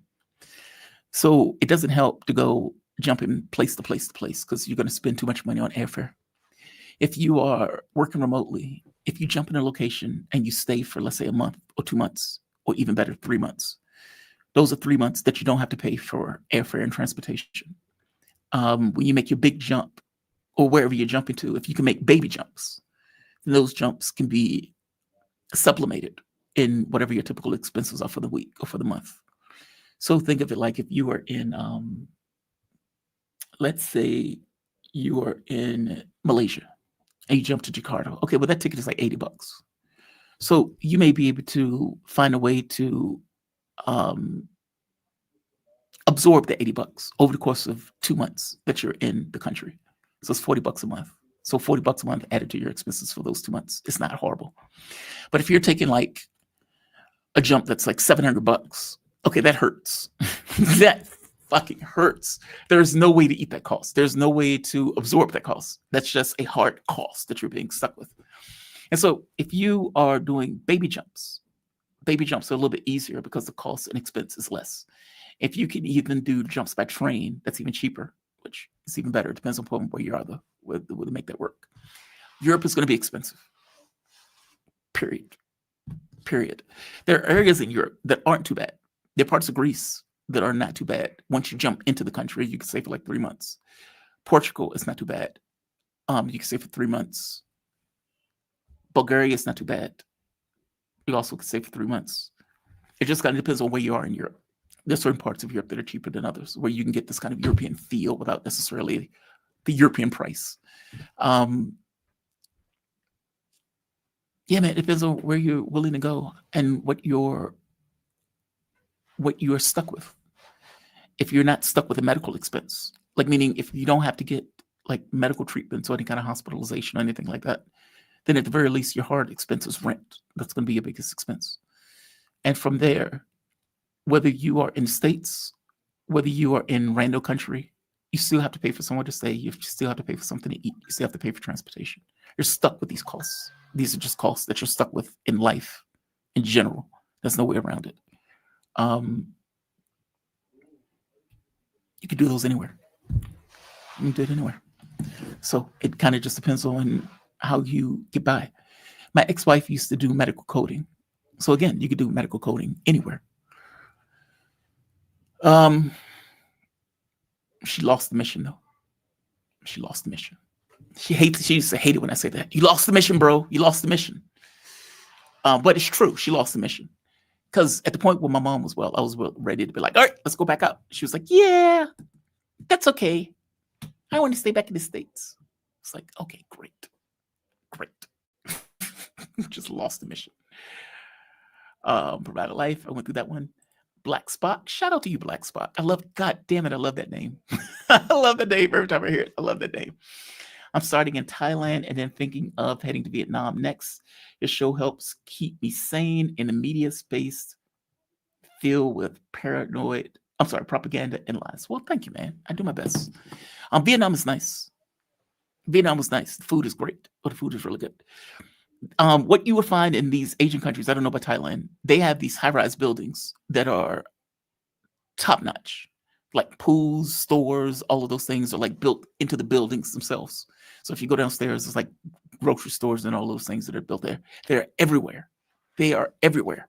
And they're like $500 a month.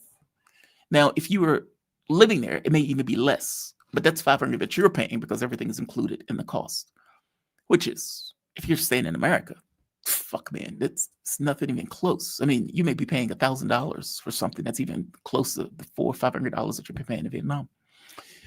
Same thing is true in Malaysia. Malaysia is like little America. Malaysia was very nice. Thailand, I've never been to. I didn't get the opportunity to go. I wanted to, but couldn't find a hospital. All right. Go to Venezuela. Venezuela is a 50-hour flight from here. 50-hour flight. That's a 50-hour flight. I'm not.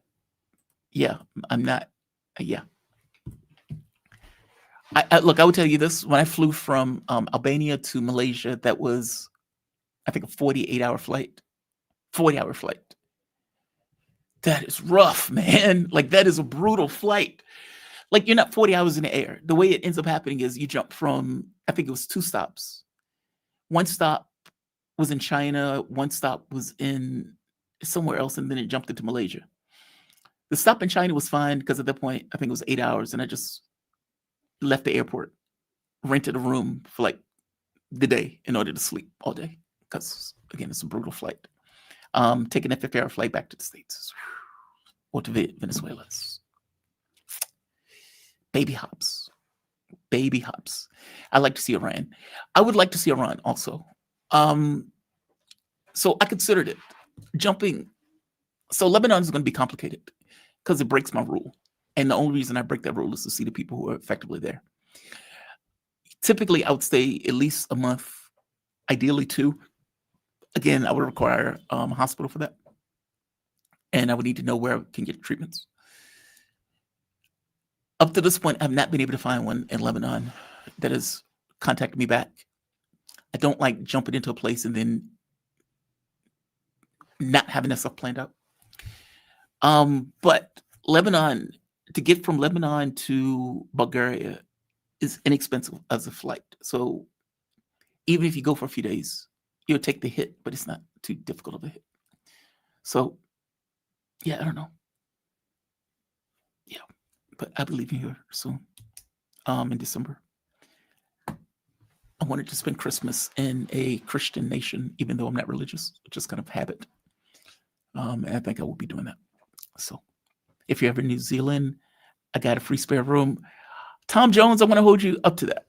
I'm going to hold you to that. I've never been to New Zealand. I've been to Australia. Loved Australia. Australia was really nice. Loved Australia. A bit aggressive towards the Chinese, but I loved Australia. It's like, no English. The commercials was just funny as all hell. But the food was great. The seafood in Australia was top-notch. Just top-notch. Thailand and Fiji. Really? See, I've never been to Fiji either. I've never been to Fiji.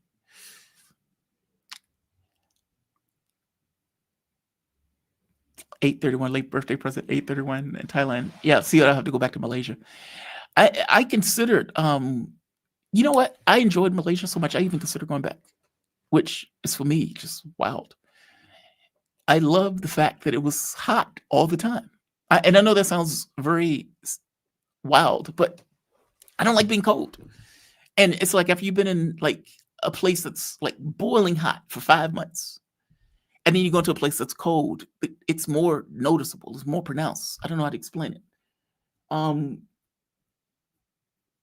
Not to mention it was nice. I enjoyed it. I thought it was a nice place, good location. Not to mention you can do a digital nomad visa in Malaysia. So you can effectively stay in Malaysia for long term. So I'm in Kathmandu now, Bob Jones. I'm in Nepal. I want to see the Congo. I will be going to Africa, providing my body holds out and providing my, let's say, what's the word I'm looking for? My willingness, my gumption to remain on mission, providing that doesn't break down. Yeah, I mean, mind you, anywhere I go has to maintain the model. The model has to be cut costs, meaning each month you have to make more than you lose. But Congo, I wanted to see David Houdayan, yeah. He is in a part of Africa that the thought is to, so there's two ways to get into Africa for me. I can go directly through Lebanon, but I got to be honest, I think I want to be in, I want to be in more of a European place for a while. So Bulgaria is probably going to be the closest. From Bulgaria to Morocco is a short flight and is relatively inexpensive. And then from Morocco, you can get into other parts of Africa. And Africa is so big, though. Like, it's such a huge continent. Trying to get from, let's say, Morocco to Nigeria is a huge flight. Like, and it breaks the model of baby steps. But I'll see. I need to find a way or pathway to get from one place to the next. But that's months down the line. That's like not until April or May or something like that. That's a while ago. All right. I'm going to say like. Ukraine is nice this time of year. And dirt cheap, by the way. Dirt cheap. You can get a residence in Ukraine for very, very inexpensive. They have them on Airbnb. You'd be shocked as shit. I was like, holy shit, they have Ukraine and Airbnb. Oh, wow. Spain is nice. Spain is nice, but expensive. Treatments are too expensive in Spain. Yeah, treatments are too expensive in Spain. All right. I'm going to say like. I'm going to say share. I'm going to say subscribe. I want to thank all of you for joining me. You guys are fantastic. And I will see you bright and early. What is this? I will see you bright and early in the morning.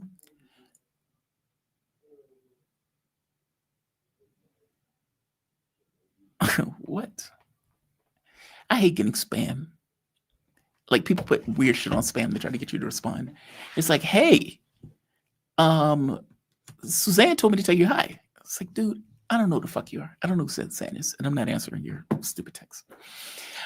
Tomorrow we have, what is his name? John Hilmer is going to be on the show tomorrow. So is Vanessa on the show tomorrow? Vanessa Beeley? Not Vanessa. I don't think she's on tomorrow.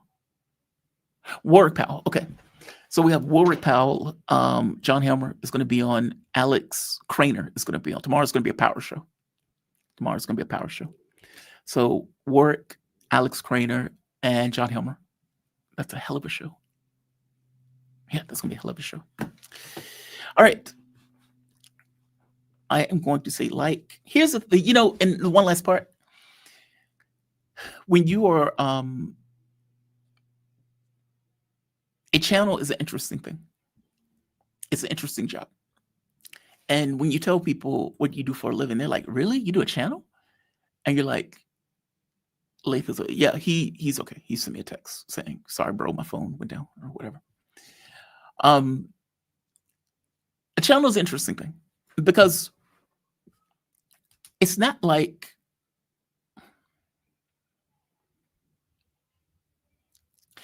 working at a radio station. When you work at a radio station, you have producers, you have a boss, you have an audience, you have the formality of the station, meaning when you're putting your headphones on, that's like you putting on a suit. And you are always aware that you are on air. Usually you're aware. Like, you may get pissed off at a guest or something like that, but usually you're aware I'm on air and I need to behave accordingly. But all of the formalities that are associated with it, not to mention the pay, is very good. Keeps you doing that job. Not to mention you are usually animated by the work that you're doing also. When you're doing the channel is different. I don't know how other people function on their channel. For me, there's always insecurity. There's always this thing of if, let's say, a couple of weeks don't go well, you think, oh my God, my channel is dying. And after you do your channel for a while, you try to ignore that, even though it's whispering in the back of your head. You are always aware that you can get ill, you can get sick, you can have an accident. Like when I fell in Albania and damaged myself, or when I fell in Jakarta and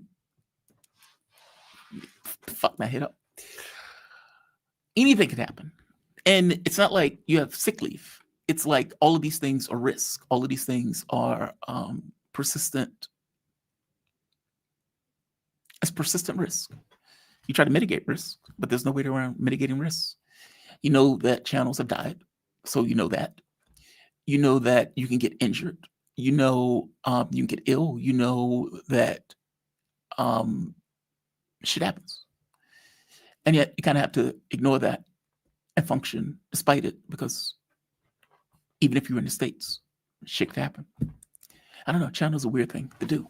Not to mention you're the motivator. You're the thing that's the mover and shaker in regards to keeping it going.